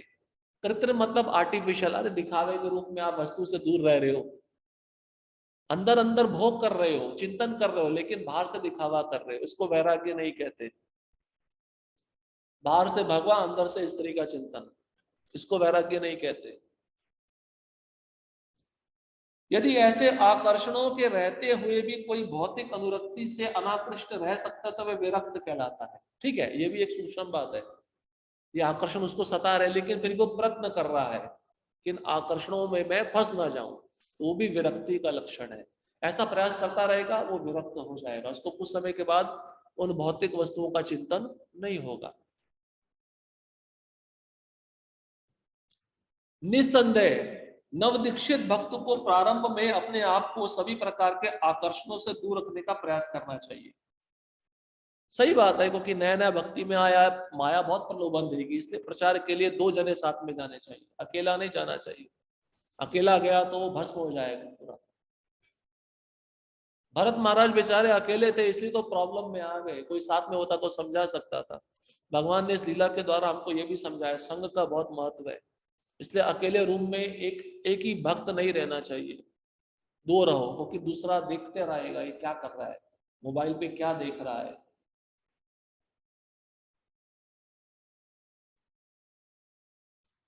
किंतु प्रौढ़ भक्त की वास्तविक स्थिति तो वह है जिसमें वह सारे आकर्षणों के रहते हुए भी लेश मात्र आकृष्ट नहीं होता। वैराग्य की असली कसौटी है ये। प्रौढ़ मतलब जो मैच्योर हो चुका है, जो परिपक्व है, जो एकांत में भी रह सकता है, वो उस भक्ति के स्तर पे पहुंच जाता है जहां पे उसको भौतिक आकर्षण नहीं होगा। जैसे हरदास ठाकुर, आप सोचिए, वेश्या आकर्षित करने के लिए आई रात के समय, और उनका 3 लाख जब चलता था, वो तो सोते ही नहीं थे, तुलसी महारानी के पास में बैठ के जब करते। तो आके अगर आप चैतन्य चरितमृत पढ़ेंगे तो हाव भाव कर रही है, क्योंकि स्त्रियों के कुछ लक्षण होते हैं जो आकर्षण के केंद्र बिंदु होते हैं। वो देखकर व्यक्ति, भौतिकतावादी व्यक्ति तुरंत आकर्षित हो जाता है। अब उससे वो आकर्षित ही नहीं हुए, क्योंकि उनका मन किस में लगा था, कृष्ण में लगा। अब उस वैश्या को छोड़ दीजिए, स्वयं माया देवी आकर्षित करने के लिए आई, भगवान शिव की पत्नी माया देवी आई, इसको विचलित करूंगी। तो चैतन्य चरितामृत में लिखा गया माया देवी को भी उन्होंने परास्त कर दिया। माया देवी ने दीक्षा लिया हरदास ठाकुर से। वो कहती है मैं पहले राम राम का जप करती थी, अब तुम कृष्ण का जप करते हो, कृष्ण नाम मुझे दो। तो हरदास ठाकुर ने दीक्षा दिया माया देवी को। अब हरदास ठाकुर का स्तर देखिए आप। कृष्णदास कविराज गोस्वामी कहते हैं ऐसा हाव भाव था माया देवी का कि ब्रह्मा भी विचलित हो जाए, ब्रह्मा जी आकर्षित हो जाएं, लेकिन हरदास ठाकुर आकर्षित नहीं हुए, जबकि है ब्रह्मा जी के अंश ही। अर्थ क्या है, जो भक्त का मन अगर पूरी तरह कृष्ण में लगा है, प्रभुपाद एक जगह कहते हैं if you catch the lotus feet of Krishna very tightly you will never be fall down. अगर आप कृष्ण के चरण कमलों को बहुत कस के पकड़ोगे तो आपका पतन कभी भी नहीं होगा। कस के पकड़ना मतलब क्या है, अपने मन को सदैव कृष्ण में लगाए रखना। जैसे प्रहलाद महाराज के ऊपर एक ही ग्रह सवार था, कृष्ण का ग्रह। ये विरक्ति तभी आएगी, नहीं तो भक्त तो भक्ति का सहारा लेकर बहुत भोग कर रहे हैं। अगला है निर्भिमानता, मान्य शून्यता। जब कोई भक्त शुद्ध साक्षात्कार के समस्त गुणों से समन्वित होकर भी अपने पद का गर्व नहीं करता तो वह निर्भिमानी कहलाता है। पद्म पुराण में कहा गया कि राजा भगीरथ राजाधिराज थे, किंतु उनमें कृष्ण के प्रति ऐसा भाव प्रेम विकसित हो गया था कि वे साधु हो गए और अपने राजनीतिक शत्रुओं तथा अछूतों तक के घर भिक्षा मांगने गए। वे इतने विनीत थे कि उन्होंने उन सबों के समक्ष सादर शीश झुकाया। भारत के इतिहास में ऐसे अनेक उदाहरण प्राप्त होते हैं जहां तक कि लगभग 200 या इससे कम वर्ष पूर्व कलकत्ता के एक बड़े जमींदार लाल बाबू वैष्णव होकर वृंदावन में रहने लगे। वे भी द्वार द्वार जाकर भीख मांगने लगे, यहां तक कि अपने राजनीतिक शत्रुओं के द्वार पर भी वे गए। भिक्षा मांगने का अर्थ है उन व्यक्तियों द्वारा किए जाने वाले अपमान को सहने के लिए तैयार रहना जिनके द्वार पर कोई मांगने जाता है। यह स्वाभाविक है, किंतु कृष्ण के लिए ऐसे अपमान सहने पड़ते हैं। कृष्ण का भक्त कृष्ण की सेवा हेतु कोई भी परिस्थिति स्वीकार कर सकता है। मान शून्यता, सबको मान चाहिए ना। मैं प्रेसिडेंट हूं तो मुझे प्रणाम क्यों नहीं किया, मैं हेड पुजारी हूं तो मुझे प्रणाम क्यों नहीं किया, इस भावना से भी मुक्त होना पड़ेगा। यहाँ पे गर्व नहीं होता उसको किसी पदवी का। क्यों? क्योंकि हमारी पदवी क्या है, दास। हम सेवक के रूप में, जब हम सोचते हैं मैं प्रेसिडेंट हूं तो प्रॉब्लम आ जाएगा। राजा नहुष को जब इंद्र को स्वर्ग छोड़ना पड़ा कुछ समय के लिए, तो राजा नहुष को स्वर्ग का राजा बनाया गया। भाई वो सेवक है, तुमको कुछ समय के लिए बनाया गया है।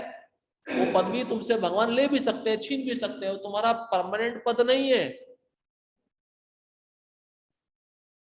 अब वो बैठ गया उस पद पे, उसको क्या लगा मैं ही इंद्र हूं, और इंद्र जो भोग करता है जिन वस्तुओं का, वो वस्तु मेरे भोग के लिए बनी है।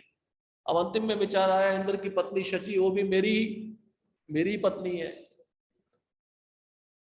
अब उसने आग्रह किया मेरे साथ संग करो, तो वो बोली मैं तो पतिव्रता हूं, मैं तो तुम्हारे साथ संग नहीं कर सकती। अब मैं अपने गुरु के पास में गई, अगस्त्य मुनि, अगस्त्य बृहस्पति, बृहस्पति के पास में गए। बृहस्पति बोले एक उपाय है, सप्त ऋषियों उसको बोलो कि मैं तुम्हारी पत्नी बनने के लिए तैयार हूं, लेकिन एक कंडीशन है। कंडीशन क्या है, शर्त क्या है, सप्त ऋषियों से तुम पालकी में बैठकर आओ, उनके द्वारा पालकी ढुआओ, तब मैं तुमको स्वीकार कर लूंगी। अब सप्त ऋषि हैं, ये इंद्र तो बन गया था, इसके मन में तो यही भाव था इंद्र बनने का। अब उसने सप्त ऋषियों को पालकी ढुआया। आप सोचिए, सप्त ऋषि जो भगवान के सेवक है। क्षत्रिय कभी भी ब्राह्मण को अपनी सेवा में नहीं लगा सकता, ब्राह्मण लगा सकता है क्षत्रिय को अपनी सेवा में, लेकिन इसने क्या किया, उनसे पालकी ढोवाया और उसको काम वासना इतनी जागृत हो गई थी। कभी कभार पद मिलता है ना, उसमें काम वासना आके बैठ जाती है। काम वासना स्त्री का चिंतन नहीं, उस सुख सुविधाओं का भोग करना, उसको भी काम वासना बोलते हैं। मंदिर का प्रेसिडेंट है, मुझे प्रेसिडेंट पद मिला है तो मैं गाड़ी से ही जाऊंगा, हाँ? और राजभोग मेरे लिए आना चाहिए, या तो मैं अच्छी अच्छी वस्तुएं तिजोरी में बंद करके रखूंगा। इसको कहते हैं सब सुख सुविधाओं का भोग करना। वो सब सुख सुविधाएं भगवान के लिए, हमारे लिए नहीं है। अब आप उसको ज्यादा मात्रा में इस्तेमाल करोगे तो आप भोगी बन जाओगे। इसे जितना आवश्यक है उतना इस्तेमाल करो। अब ये डुहा रहा था पालकी, अब सातों ऋषि थे, उनकी आयु अलग अलग थी। अब कोई तेज चल रहा था, कोई धीमी गति से चल रहा था। अब पहुंचने में इसको देर लग रही थी। अब इसने गुस्से में आके अगस्त्य मुनि को लात मारा और बोला सर सर सर, मतलब जल्दी चलो जल्दी चलो। अगस्त्य मुनि बोले ठीक है, तुम जल्दी जाना चाहते हो, सर सर बोले, तुम सर्प बन जाओ।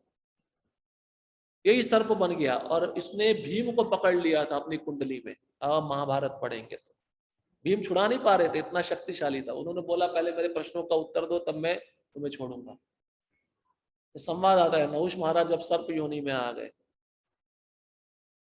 तो मान शून्यता व्यक्ति को निचली योनियों में लेकर जा सकती है। इसलिए कभी भी गर्व नहीं करना चाहिए, मैं धनवान हूं, मेरे को सुंदर शरीर प्राप्त है, मैंने उच्च शिक्षा प्राप्त की है, तो भौतिक जगत में होता है। भक्ति में भी बहुत सूक्ष्म है। प्रवचन देने व्यक्ति बैठा है तो मैंने जितना अच्छा प्रवचन दिया, किसी ने मेरा सम्मान नहीं किया, किसी ने मेरे को माला नहीं पहनाई, ये सब इसमें आता है। इसलिए मान शून्य रहना चाहिए। देखो, ये सोचना चाहिए एक दिन तो शरीर जाने वाला है, ये तो भस्म होगा। अच्छा है भगवान के निष्ठावान सेवक बनकर वो सम्मान हम प्राप्त करें जो गोलोक में भक्तों को प्राप्त होता है। वो इच्छा होनी चाहिए, वो भाव होना चाहिए। अब यहाँ पे दो उदाहरण बताए गए। पहला उदाहरण है राजा भगीरथ का। देखिए कितने नम्र थे, उन्होंने कृष्ण के प्रति भाव प्रेम विकसित कर लिया था, साधु हो गए थे, फिर भी अपने शत्रुओं के द्वार पर जाकर भिक्षा मांगते थे। ये बहुत कठिन है। और मान लो किसी ने आपका अपमान किया, उसके द्वार पे आप जाना पसंद करोगे? कभी भी नहीं। ये मान शून्यता नहीं है, अभी भी मान की इच्छा है, क्योंकि उसका आपने उसके प्रति अभी भी द्वेष बनाए रखा है। सबसे कठिन है ये चीज का पालन करना।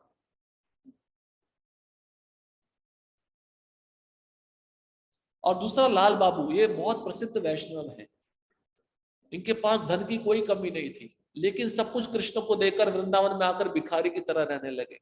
अब इनके पास पैसा तो था नहीं, इनको मंदिर बनवाना था। आज भी वो मंदिर वृंदावन में है। इतने भाव भक्त के स्तर पे थे। एक लीला है इनके इनसे संबंधित सुंदर। एक बार भगवान का अभिषेक कर रहे थे और ये बैठे थे, ये अभिषेक नहीं कर रहे थे, मंदिर के अन्य भक्त अभिषेक कर रहे थे भगवान के विग्रह का। अब क्या हुआ कि ये बैठे थे, अचानक से इनको ऐसा लगा, अब भगवान पे बहुत जोर से पंच अभिषेक किया जाता है ना, तो कभी कभार आप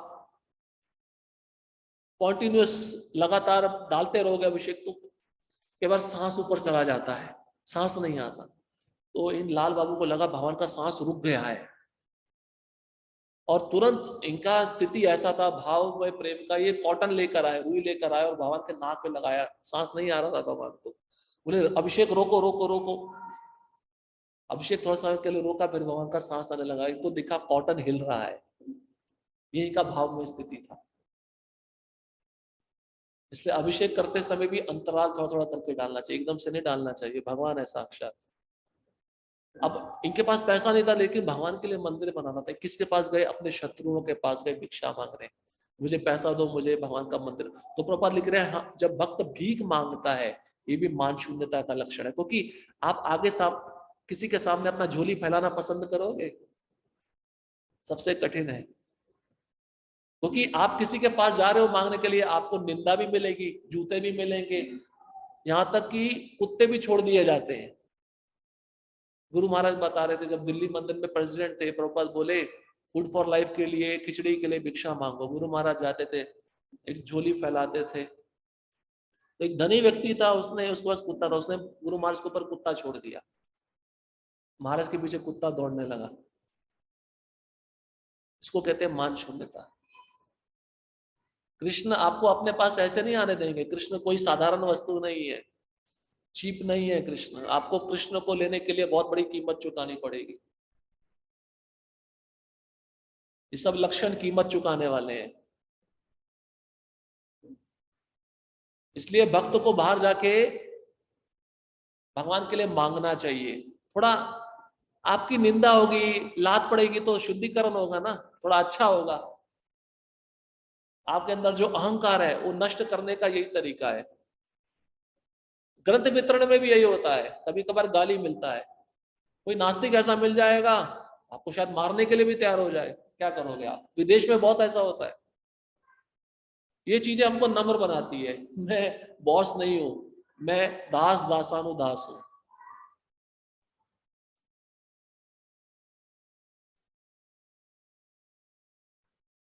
इसलिए यहाँ पे लिखा है भिक्षा मांगनी चाहिए गुरु के लिए।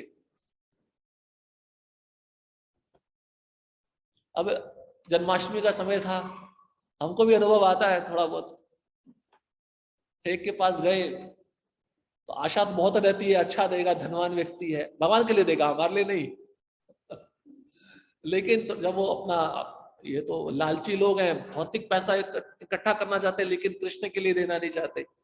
कमाएंगे इतना, कृष्ण के लिए देंगे इतना, तो इतना बोले हमारा दिल छोटा हो गया,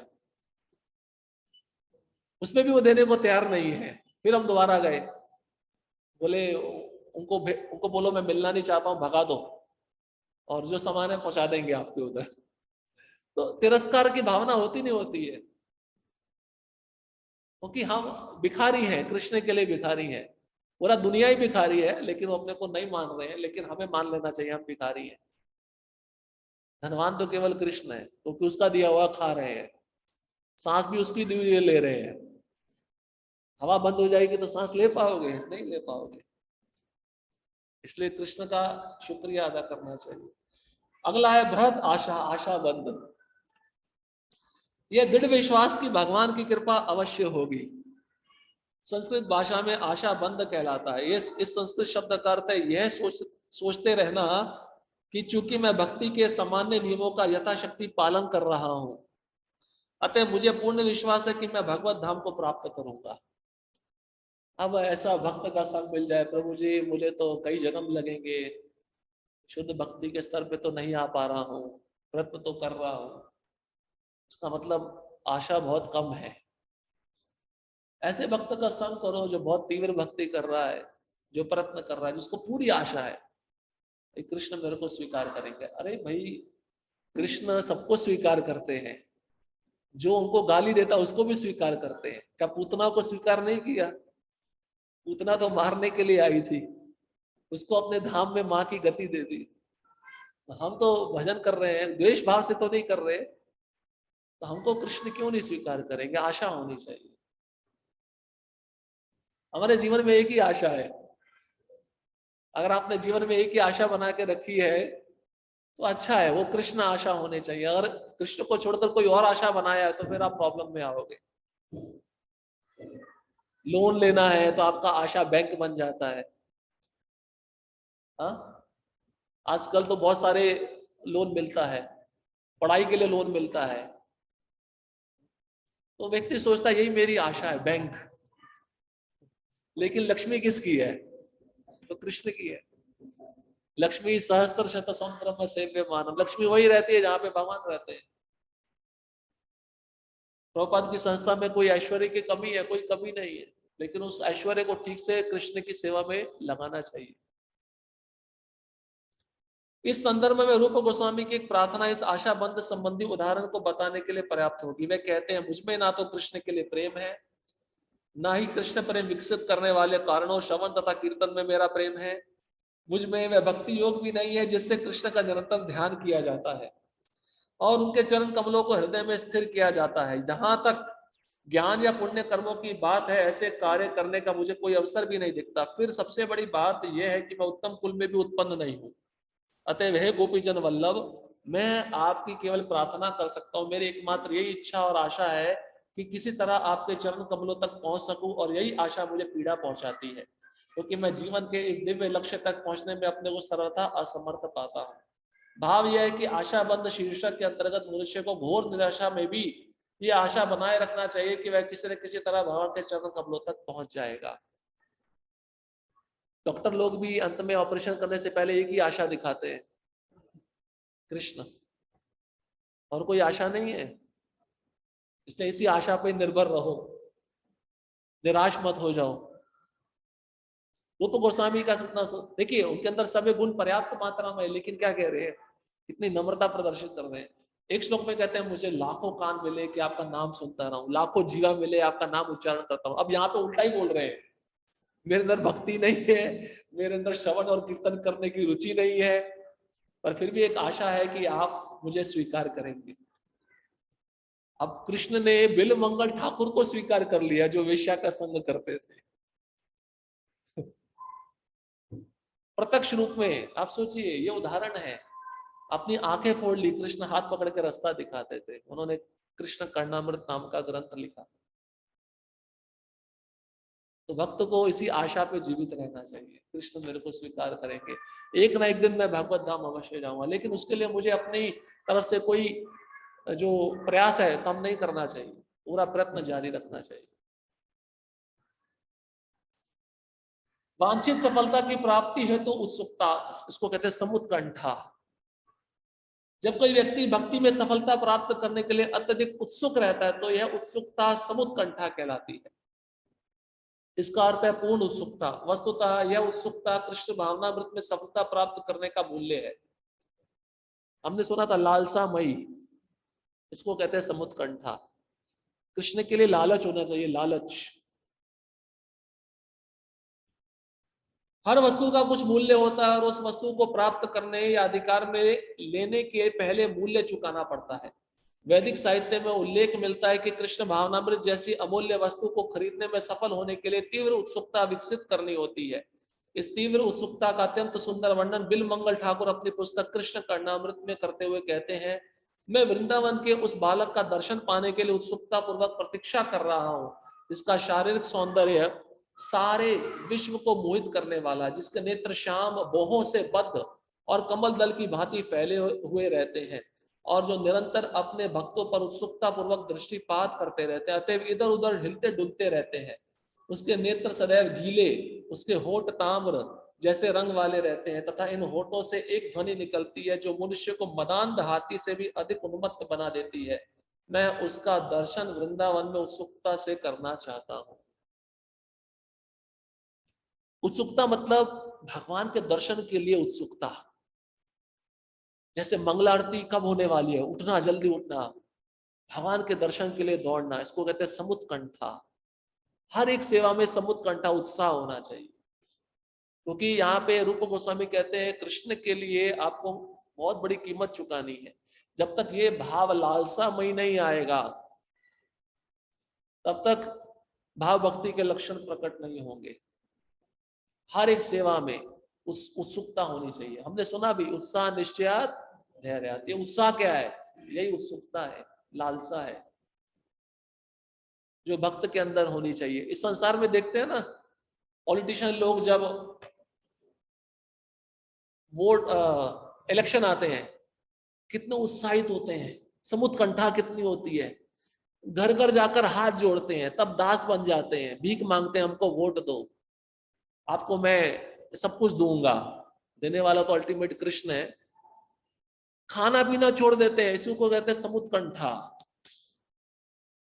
भाई ज्यादा से ज्यादा फोकस अभी मुझे किस पे करना है? इलेक्शन जीतना है। ये भौतिक उदाहरण है।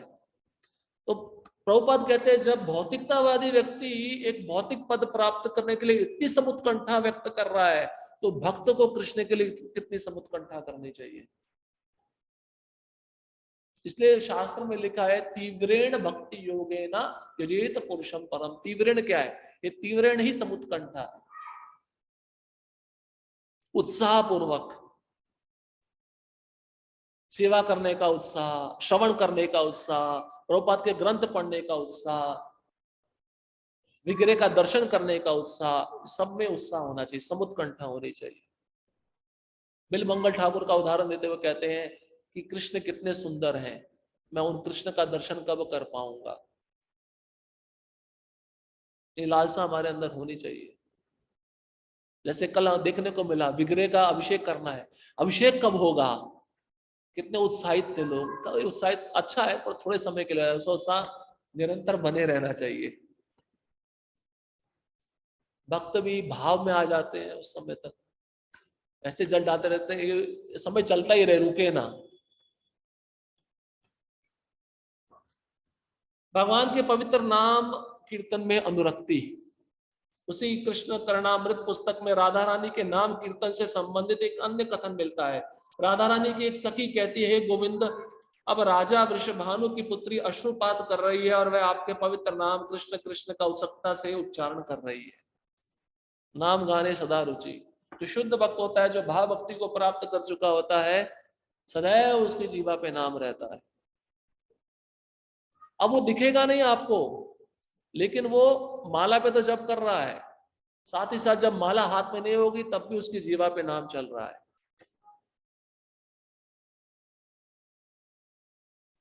तो उसका नाम में पूरा निष्ठा होता है।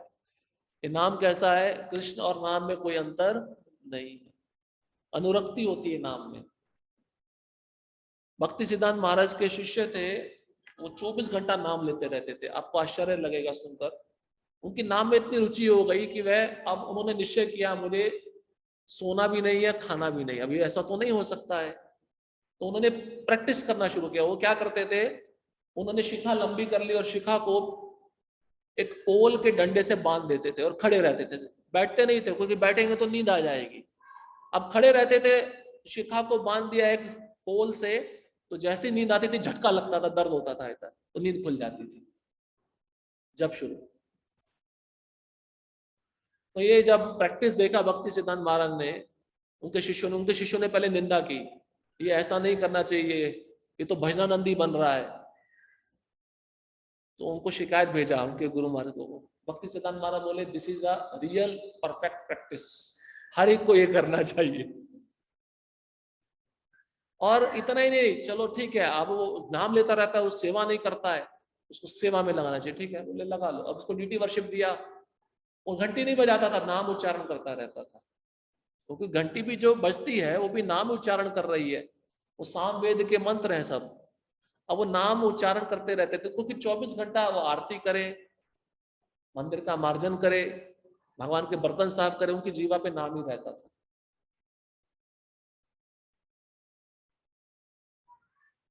तो नाम में इतना रुचि होना चाहिए। उनका नाम था अकिंचन कृष्णदास बाबाजी महाराज, जो अंतिम समय में प्रभुपाद के साथ में बैठे थे। तो भक्ति चारू महाराज ने पूछा अकिंचन कृष्णदास बाबा जी महाराज को, ये प्रभुपाद की जीवा हिल रही है, क्या हो रहा है, मुझे डर लग रहा है अंतिम समय में। अकिंचन कृष्णदास बाबा जी महाराज के बारे में ऐसा बताते हैं, जैसे डॉक्टर होता है ना, पहले के डॉक्टर क्या होते थे, नब्ज होती है, यहाँ पर देखकर पहचान लेते थे क्या बीमारी है, कफ पित्त वायु कौन सा रोग है। तो अकिंचन कृष्णदास बाबा जी महाराज ऐसे शुद्ध वैष्णव थे कि अगर उनके साथ में कोई भी बैठेगा, नाम जप करेगा, तो बता देंगे नाम अपराध कर रहा है, नाम अभास कर रहा है, शुद्ध नाम ले रहा है, इतना स्तर था उनका।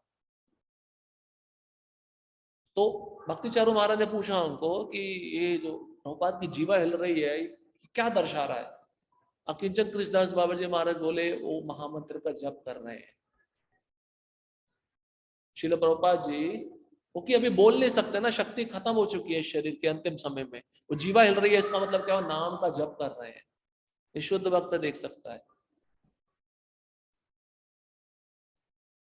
नाम गाने सदा रुचि, जिसको नाम में रुचि आ गया, वो भाव भक्ति के स्तर पे है, वो शुद्ध नाम लेगा, हमेशा लेगा। भगवान के दिव्य गुणों का वर्णन, गुणाख्यान करने की उत्सुकता। कृष्ण कर्णामृत में भगवान की महिमा के कीर्तन की अनुरक्ति का भी वर्णन इस प्रकार हुआ, मैं उस कृष्ण के लिए क्या करूं जो समस्त आनंद की धारणाओं से अधिक आनंदप्रद है और जो चंचल बालकों से भी अधिक नटखट है। कृष्ण के सुंदर कार्यकलापों के विचार से मेरा मन आकृष्ट हुआ जा रहा है और मेरी समझ में नहीं आ रहा कि मैं क्या करूं। गुणाख्यान, भगवान के गुण गाने में रुचि, उत्सुकता। हम किसी को मिलते हैं मुख्य रूप से, जैसे बाहर के संसारी लोग मिलते हैं तो उनकी उत्सुकता क्या होती है? भौतिक चर्चाएं, भौतिक विषय तो बहुत सारे हैं, लेकिन भक्त का उत्सुकता किसमें होना चाहिए? गुणाख्यान, भगवान के गुण का चर्चा करना। अब भगवान के गुण तो बहुत सारे हैं। भगवान का एक मुख्य गुण है भक्त वत्सलता। भगवान अपने भक्तों से बहुत प्रेम करते हैं, तो भगवान और उनके भक्तों की कौन कौन सी लीलाएं हैं वो चर्चा करनी चाहिए। क्यों करना चाहिए? अब आप प्रैक्टिस में लाओगे तो आपको आदत पड़ेगी। इससे क्या होगा? हमारा दोष दृष्टि कम होगा संसार के प्रति, अन्य भक्तों के प्रति। इसलिए यहाँ पे गुणाख्यान बताया गया है। कृष्ण के गुणों का सदैव चर्चा होना चाहिए भक्तों के मध्य में मुख्य रूप से। अब अगला है कृष्ण की लीला स्थली में रहने का आकर्षण। सबको इच्छा होती है मैं वृंदावन जाके रहूं, द्वारका रहूं। अब जो ऐश्वर्य के स्तर पे भक्त रहते हैं वो द्वारका में जाके रहते हैं, जो माधुर्य के स्तर पे भक्त रहते हैं वो वृंदावन रहते हैं। अब इसके विषय में रूप गोस्वामी क्या कहते हैं? रूप गोस्वामी कृत पद्यावली में वृंदावन के विषय में यह कहा गया है, इस स्थान पर समस्त ग्वालों के राजानंद महाराज का पुत्र अपने पिता के साथ रहता था। इसी स्थान पर कृष्ण ने उस शकट का भंजन किया जिसमें शक्तासुर असुर छिपा था। यहीं पर हमारे भव बंधन की ग्रंथि काटने वाला दामोदर अपनी माता यशोदा द्वारा रस्सी से बांधा गया था। देखिए, इन स्थानों पे आप जाओगे तो ये लीला सुनोगे तो आपको इच्छा होगी ना रहने की। यहीं पे कृष्ण थे, यहीं पे उखल से बांधा गया था, यहीं पे शकट का भंजन किया था, यहीं पे पूतना को मारा था। कितना आनंद आता उन स्थानों को देखकर। कृष्ण का भक्त मथुरा या वृंदावन जिले में निवास करता हुआ उन समस्त स्थानों का भ्रमण करता है जहां जहां कृष्ण ने लीलाएं की थी। इन सभी पवित्र स्थानों पर कृष्ण ने ग्वाल बालों एवं माता यशोदा के संग अपनी बाल्यकाल की क्रीड़ाएं की। आज भी कृष्ण भक्तों में इन स्थानों की परिक्रमा करने की प्रथा चालू है और मथुरा तथा वृंदावन की यात्रा करने वाले भक्त सदैव दिव्य आनंद का अनुभव करते हैं। वस्तुतः यदि कोई वृंदावन जाता है तो तुरंत ही उसे कृष्ण का वियोग सताने लगता है, जिन्होंने वहां रहकर ऐसी सुंदर क्रीड़ाएं की थी। इसलिए तो कार्तिक महीना में परिक्रमा होती है। क्यों होती है? क्योंकि आपको वो दर्शन कराया जाए, आपका प्रेम उस धाम के प्रति और बढ़े, क्योंकि वृंदावन और कृष्ण में कुछ भी अंतर नहीं है।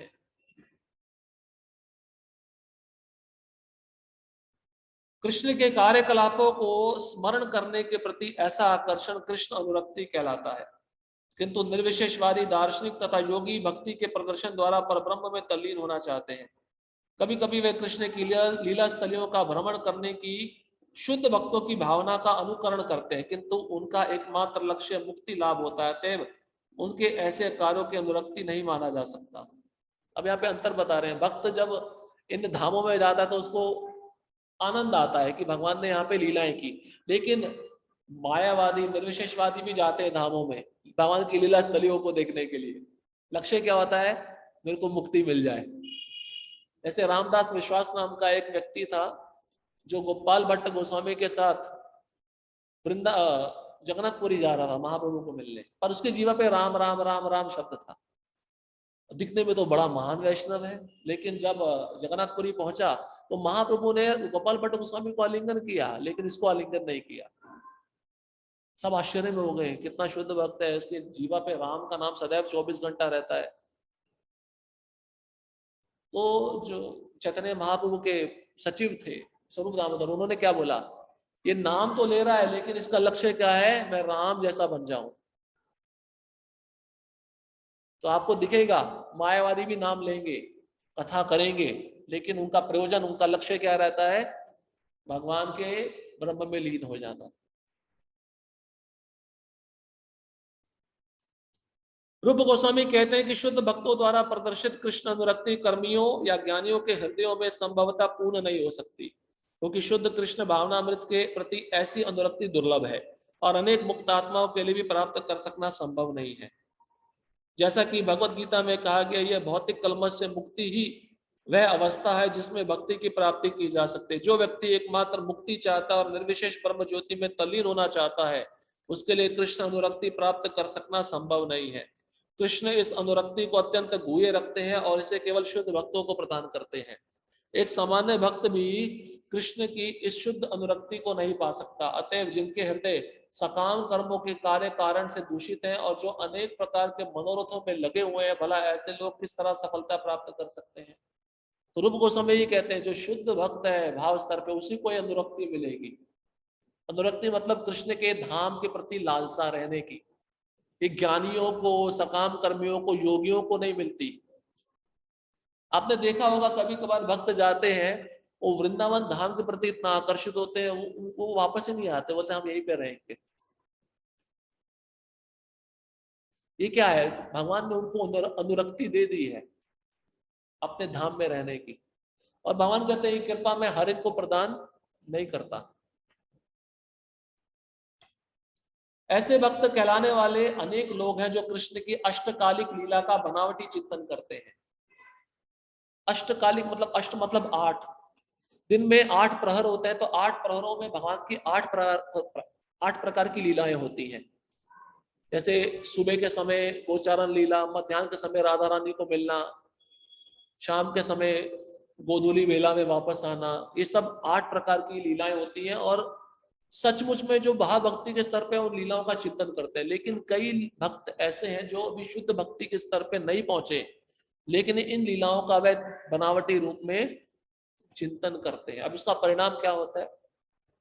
कभी कभी लोग इनका कृत्रिम अनुकरण करते हैं। अनुकरण मतलब नकल। और यह दिखावा करते हैं कि कृष्ण उनसे बाल रूप में बातें करते हैं, या राधा रानी तथा कृष्ण दोनों पास आकर उनसे बातें करते हैं। कभी जप किया नहीं ठीक से और बातें करते हैं।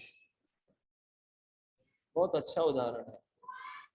ऐसे लक्षण यदा कदा निर्विशेषवादी लोगों द्वारा प्रकट किए जाते हैं, और वे कुछ ऐसे अज्ञानी लोगों को फांस लेते हैं जिन्हें भक्ति योग का कोई ज्ञान नहीं होता, किंतु अनुभवी भक्त इन स्वांगों को देखते ही ऐसी धूर्तता को पहचान सकते हैं।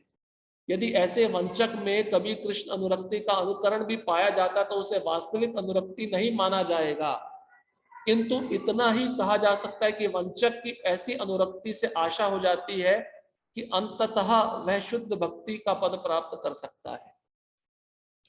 अब आपको कोई आके बोले जो कभी भक्ति नहीं किया हो, लेकिन मेरे सपने में कृष्ण आ रहे हैं, मेरे से ये मांग रहे हैं, तो समझ लो ये मायावादी ही है। यहाँ पे रूप गोस्वामी बता रहे हैं। और ये भक्ति का स्वांग कर रहा है, दिखावा कर रहा है, इसके अंदर भक्ति बिल्कुल भी नहीं है। कृष्ण उसके सपने में आएंगे ना जिसका हृदय शुद्ध हो चुका है। अब बाहर से काम वासना का, अंदर से काम वासना का चिंतन चल रहा है, और बाहर से बोले कि मेरे को राधा रानी मेरे से बातें कर रही है। कृष्ण की तो बात छोड़ दो, राधा रानी पे सब आ जाते हैं। राधा रानी को बहुत साधारण चीज समझ के रखा हुआ है, जो किसी परपुरुष का चेहरा भी देखती नहीं है, जो अपने जो बाल होते हैं उसको भी नहीं दिखाती है, और राधा रानी मेरे सपने में आकर मेरे से बातें कर रही है। ये मायावादी है, सहजिया है निश्चित। शुद्ध भक्त भी ऐसा नहीं बोलेगा प्रत्यक्ष रूप में। प्रभुपाद ने कभी ऐसा बोला है कि राधा रानी मेरे सपने में आई? ये सब दिखावा है, इसलिए आपको रूप गोस्वामी सावधान कर रहे हैं। इस अनुकरणीय अनुरक्ति के 2 विभाग किए जा सकते हैं, छाया अनुरक्ति तथा परा दिव्य अनुरक्ति। यदि कोई भक्ति के नियमों का पालन किए बिना या प्रामाणिक गुरु के मार्गदर्शन के बिना ऐसी अनुकरणीय अनुरक्ति प्रदर्शित करता है तो यह छाया अनुरक्ति प्रत्याभास कहलाती है। ऐसा समझना आसान है। देखो, सूर्य का प्रकाश है, आप चल रहे हो और आपकी परछाई चल रही है, ठीक है। आप हाथ दायां करोगे तो परछाई भी दायां हाथ करेगी, बायां हाथ करोगे तो परछाई भी बायां करेगी। तो ये परछाई क्या है? जो लोग बिना गुरु के, बिना शास्त्र के विधि विधान के भक्ति का दिखावा कर रहे हैं, ये परछाई के समान है। और जो वैदिक भक्ति में लगे हैं, दीक्षा लेकर प्रामाणिकता से पालन कर रहे हैं, वो परफेक्ट है। ऐसे आप समझ सकते हैं। अब दीक्षा नहीं लिया है, शास्त्र का कोई नीति नियम पता नहीं है, लेकिन राधा रानी बहुत सुंदर दिख रही है, बहुत खतरा है, डेंजर है ये सब। और राधा नाम सुनते ही उसका हृदय प्रफुल्लित हो जाता है। कृष्ण का नाम आएगा तब प्रफुल्लित नहीं होगा। वो दोनों को अलग नहीं कर सकते, दोनों एक ही हैं, दोनों की आत्मा एक है, शरीर अलग अलग है। तो जो अनुरक्ति होती है, जो छाया के समान होती है, मतलब बिना गुरु के मार्गदर्शन के, बिना शास्त्र के विधि विधान के, परछाई, प्रत्याभास। कभी कभी यह देखा जाता है कि भौतिक भोग या मोक्ष में वास्तव में लिप्त व्यक्ति को सौभाग्यवश ऐसे शुद्ध भक्तों की संगति मिल जाती है जो भगवान के पवित्र नाम के कीर्तन में लगे रहते हैं। भगवत कृपा से ऐसा व्यक्ति कीर्तन में सम्मिलित हो सकता है। उस स्थिति में ऐसे शुद्ध भक्तों की संगति मात्र से उनके हृदयों की चंद्र रश्मियों की छाया उस व्यक्ति पर पड़ती है और उनकी संगति के प्रभाव से वह जिज्ञासावश उसी तरह की अनुरक्ति प्रदर्शित कर सकता है, किंतु ये क्षणिक होती है। और यदि ऐसी छाया अनुरक्ति के प्रकट होने से किसी के समस्त भौतिक क्लेश दूर हो जाते हैं तो यह परा अनुरक्ति कहलाती है। सुंदर उदाहरण देखिए, सुंदर। इसमें अब रूप गोस्वामी कह रहे हैं पहले तो परछाई वाली है, दूसरी कैसी है, अब कोई बद्ध जीव है, दोष ही दोष है, लेकिन शुद्ध भक्त के संग में आ गया, जिसके नाम में रुचि है, जिसको नाम में रुचि है, उसके संग में आके बैठ के वो कीर्तन करने लगा, तो उसमें भी थोड़े अंश आ जाएंगे, गुण आ जाएंगे, तो ये दिव्य रति है, वहां से उसका प्रोसेस चालू हो गया। लेकिन जो गुरु के संग में नहीं आया, उनके आदेशों का पालन ही नहीं कर रहा, तो केवल कृत्रिम रूप से दिखावा कर रहा है, तो उसको तो परछाई के स्तर पे रहेगा, उसको तो वह भाव प्राप्त होने वाला नहीं है। ऐसी छाया या परा अनुरक्ति तभी विकसित होती है जब मनुष्य किसी शुद्ध भक्त की संगति में रहता है, मथुरा अथवा वृंदावन जैसे पवित्र स्थानों में जाता है। तो प्रभुपाद जी के संग में कितने जीव आए, विदेशी लोग आए, देखिए उन्होंने वृंदावन को अपना घर बना लिया, आज वो रह रहे हैं, प्रभुपाद के संग में आए, ये उदाहरण है। अनुरक्ति आ सकती है, मतलब पहले वो दिखावा मात्र कर रहा है, लेकिन अगर किसी शुद्ध भक्त के संग में आ गया और शुद्ध भक्त के आदेशानुसार वह क्रियाकलाप करने लगा, तो उसके अंदर अनुरक्ति आ जाएगी, फिर वो परछाई नहीं रहेगा, वो रियलिटी में आ जाएगा, वास्तविकता में आ जाएगा। यदि किसी साधारण व्यक्ति में कृष्ण के प्रति ऐसी अनुरक्ति विकसित हो जाती है और सौभाग्यवश में शुद्ध भक्तों की संगति में भक्ति कर्म करने लगता है, तो उसे भी शुद्ध भक्ति पद प्राप्त हो जाता है। निष्कर्ष यह निकला कि यदि ऐसी अनुरक्ति किसी सामान्य व्यक्ति में भी दिखे तो वह शुद्ध भक्त की संगति में रहकर सिद्ध अवस्था को प्राप्त हो सकता है, किंतु कृष्ण के प्रति ऐसी अनुरक्ति तब तक नहीं आ पाती जब तक शुद्ध भक्तों की संगति का समुचित प्रसाद उसे प्राप्त ना हो। भक्ति के मतलब भक्तों के संग का महत्व बता रहे हैं। वो अनुरक्ति तभी मिलेगी जब आप भक्तों के संग में आकर भक्ति करोगे।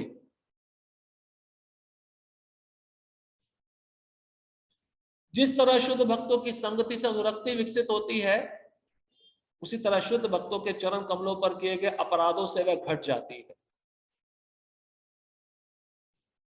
आप उनकी सेवा कर रहे हो, भक्ति भाव से आपकी भक्ति बढ़ रही है, लेकिन आपने जरा सा भी उनके चरण कमलों में अपराध किया तो आपकी भक्ति घट जाएगी। अधिक स्पष्ट करना चाहे तो कह सकते हैं कि शुद्ध भक्तों की संगति से कृष्ण के प्रति अनुरक्ति जागृत की जा सकती है, किंतु यदि कोई भक्त के चरण कमलों पर अपराध करता है तो उसकी छाया अनुरक्ति या परा अनुरक्ति क्षीण हो जाती है। यह क्षीण होना पूर्ण चंद्रमा की कलाओं के घटने के समान है। चंद्रमा क्रमशः घटता है और अंत में अंधकार छा जाता है। अतः शुद्ध भक्तों की संगति करते समय अत्यंत सतर्क रहना चाहिए कि उनके चरण कमलों पर किसी तरह का अपराध ना होने पाए। उपमा दे रहे हैं चंद्रमा से, अमावस्या से पूर्णिमा, पूर्णिमा से अमावस्या। बिल्कुल भक्ति नहीं है अमावस्या का दिन, लेकिन शुद्ध भक्ति का संग कर रहे हो, धीरे धीरे भक्ति बढ़ती जाएगी। अमावस्या से पूर्णिमा तक चंद्रमा जाता जाएगा, लेकिन पूर्णिमा आ गई, उस दिन आपने अपराध कर दिया, वो घटना शुरू हो जाएगा, अमावस्या पे आ जाएगा। सावधान रहना चाहिए। इसलिए चैतन्य महाप्रभु क्या बोले, हाथी माता अपराध, पागल हाथी के समान अपराध है। यह दिव्य अनुरक्ति चाहे छाया अनुरक्ति हो या परा अनुरक्ति, शुद्ध भक्तों के चरण कमलों पर विभिन्न मात्रा में किए गए अपराधों से निरस्त हो जाती है। यदि अपराध अत्यंत गंभीर होता है तो यह अनुरक्ति एक तरह से शून्य हो जाती है। अपराध गंभीर है, आपने उस वैष्णव को मार दिया है, खत्म हो जाएगा सब। या उसके बारे में बहुत कड़ी निंदा की है। दक्ष का क्या हुआ? दक्ष का क्या हुआ था? दक्ष आपने जानते हैं, गर्वित था, शिव जी का कितना अपमान किया, शिव जी कुछ नहीं बोले, वो तो वैष्णवों में महान है। क्या परिणाम हुआ?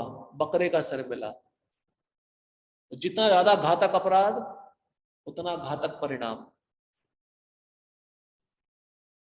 किंतु यदि अपराध अधिक गंभीर नहीं होता तो नरक की द्वितीय, मध्यम या तृतीय, कनिष्ठ कोटि की मानी जाती है।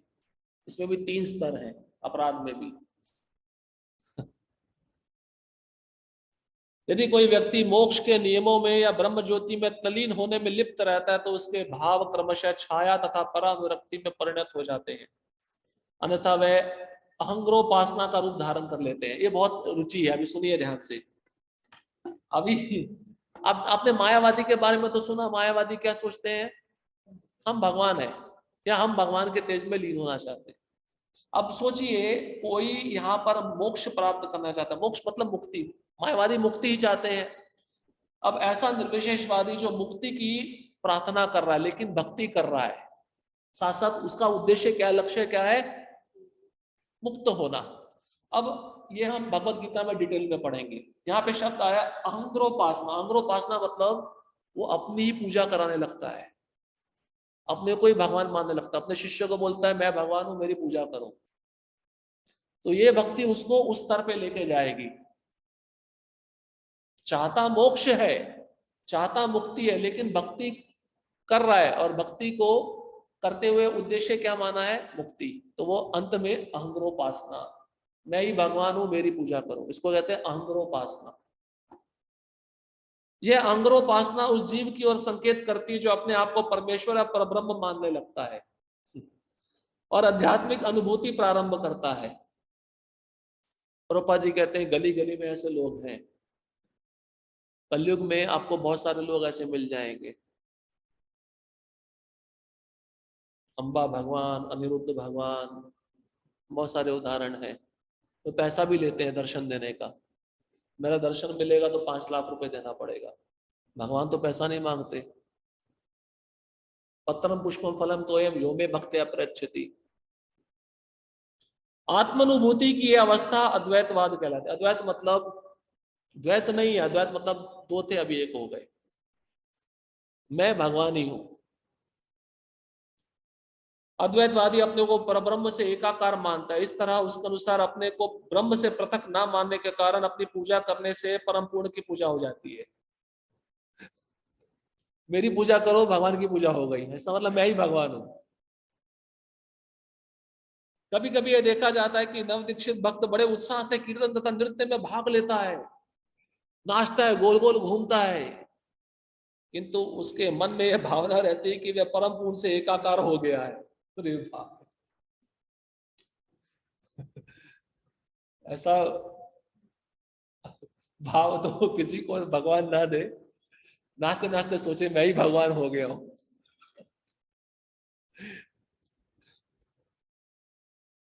होता है, देखिए रूप गोस्वामी लिख रहे हैं, जानते थे भविष्य में सब होगा, अंतरराष्ट्रीय कृष्ण भावनामृत संघ बनेगा, कई भक्त ऐसे आएंगे, ISKCON society full of variety. अद्वैतवाद की यह धारणा शुद्ध दिव्य भक्ति से पूर्णतः भिन्न है, किंतु यदि यह पाया जाए कि नियमों का पालन किए बिना ही कोई व्यक्ति उच्च स्तरीय भक्ति को प्राप्त कर चुका है तो समझना चाहिए कि उसने पूर्व जन्म में यह भक्ति पद प्राप्त किया था। नया नया इस्कॉन में आया है, लगेगा कल आया, लेकिन वो बहुत आगे पढ़ा हुआ है भक्ति में, दीक्षा नहीं लिया है, उसको सब कुछ बजाना आता है, गाना आता है, सब सेवाएं अच्छे से करनी आती है। इसका मतलब पूर्व जन्म में वो सब सिद्धि प्राप्त किया हुआ था, भक्ति किया हुआ था। हमने सुना ना, भक्ति शाश्वत है, कभी नष्ट नहीं होती। आपने 80% कवर कर ली तो अगला जन्म में 81 से शुरू होगा। तो कई भक्त होते हैं सिद्ध अवस्था में होते हैं, किसी न किसी कारण से क्षणिक रूप से इसमें व्यवधान आ गया था। इसका भगवत गीता में बहुत डिटेल में वर्णन मिलता है। कुछ ऐसा कारण बन गया कि वह अपनी भक्ति को पूरा नहीं कर पाया, इसके कारण उसको अगला जन्म लेना पड़ रहा है। जो संभवतया किसी भक्त के चरण कमलों पर किया गया अपराध था, और अब एक दूसरा सुअवसर मिलने पर यह भक्ति फिर विकसित होने लगी है। निष्कर्ष यह निकला कि भक्ति में निरंतर प्रगति शुद्ध भक्तों की संगति से प्राप्त की जा सकती है। यदि कोई अपने भक्ति पद पर क्रमशः प्रगति कर सकता है तो इसे कृष्ण की अहत की कृपा समझना चाहिए। यदि कोई व्यक्ति भौतिक भोग से पूर्णतया विरक्त रहता है और उसने शुद्ध भक्ति भाव विकसित कर लिया है, और यदि कभी वह आदर्श भक्ति का पालन ना करता हुआ प्रतीत हो तो उससे द्वेष नहीं करना चाहिए। महात्मानस्तु मां पार्थम देवी प्रकृतिम आश्रिता अपि चेत सुदराचारो भजते माम अनन्य भाग साधुरेव समंतव्य सम्यक व्यवस्थितो ही सा। कृष्ण भी कहते हैं निरंतर भक्तों की संगति में रहने से उसने भाव भक्ति प्राप्त कर ली है, लेकिन कुछ अपराध के कारण थोड़े समय के लिए वो भक्ति से च्युत हो गया तो उससे द्वेष नहीं करना चाहिए। प्रभु जी अभी तो ब्रह्मचारिता गृहस्थ कैसे बन गया, इसका मतलब इसने कुछ गड़बड़ की है, ये अपराध है। अगर हम इसके बारे में ज्यादा चर्चा करेंगे तो हमारा भी पतन होने में देर नहीं लगेगा। ठीक है, उसके लिए वो आश्रम अनुकूल है, उसमें रहकर वो अच्छा भक्ति कर सकता है। आश्रम कोई बुरा नहीं है, लेकिन भक्ति को छोड़ना बुरा है। बहुत सारे वक्त इस उद्देश्य को भूल जाते हैं। प्रभुपाद ने तो किसी को ठुकराया नहीं, सबको स्वीकार किया है।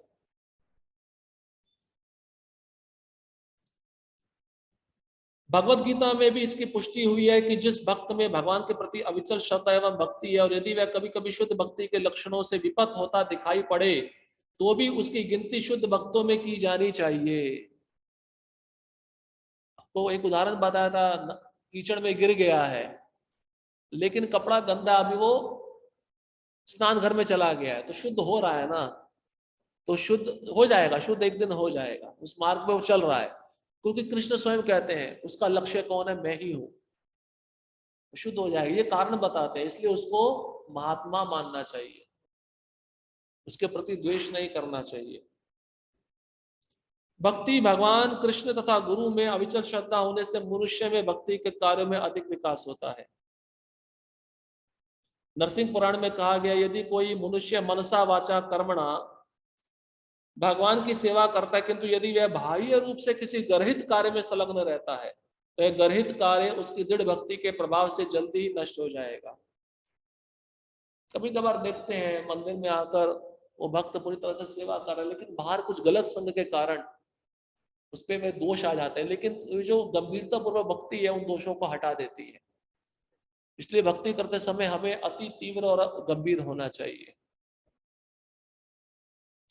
यहां पर दृष्टांत दिया गया है कि पूर्ण चंद्रमा में भी कलंक देखा जा सकता है, फिर भी पूर्ण चंद्रमा द्वारा बिखेरी गई चांदनी को रोका नहीं जा सकता। इसी प्रकार प्रचुर भक्ति के बीच रंज मात्र दोष को दोष नहीं गिना जाता। कृष्ण के प्रति अनुरक्ति दिव्य आनंद है। असीम दिव्य आनंद के मध्य किसी भौतिक त्रुटि का एक डब्बा कोई महत्व नहीं रखता। तो रूप गोस्वामी चंद्रमा से तुलना कर रहे हैं। चंद्रमा के अंदर भी काले धब्बे हैं लेकिन चंद्रमा की जो रोशनी है वो रोकी नहीं जाती। पूर्णिमा के दिन देखा है आपने, शरद पूर्णिमा का चांद देखा है, कितना सुंदर दिखता है। उसी प्रकार से भक्त में कोई दोष दिखेगा उस समय के लिए, लेकिन उसकी भक्ति रुकती नहीं है, वो चलती रहती है। इस प्रकार से उसमें कोई त्रुटि या धब्बा हो उसको नहीं देखना चाहिए। तो इस प्रकार से भाव भक्ति का अध्याय यहाँ पे समाप्त हुआ। अब आपका अंतिम अध्याय कल होगा और अंतिम कल आपका भक्ति रसामृत सिंधु समाप्त हो जाएगा। हरे कृष्णा कृष्णा कृष्णा हरे हरे, हरे राम राम राम हरे हरे।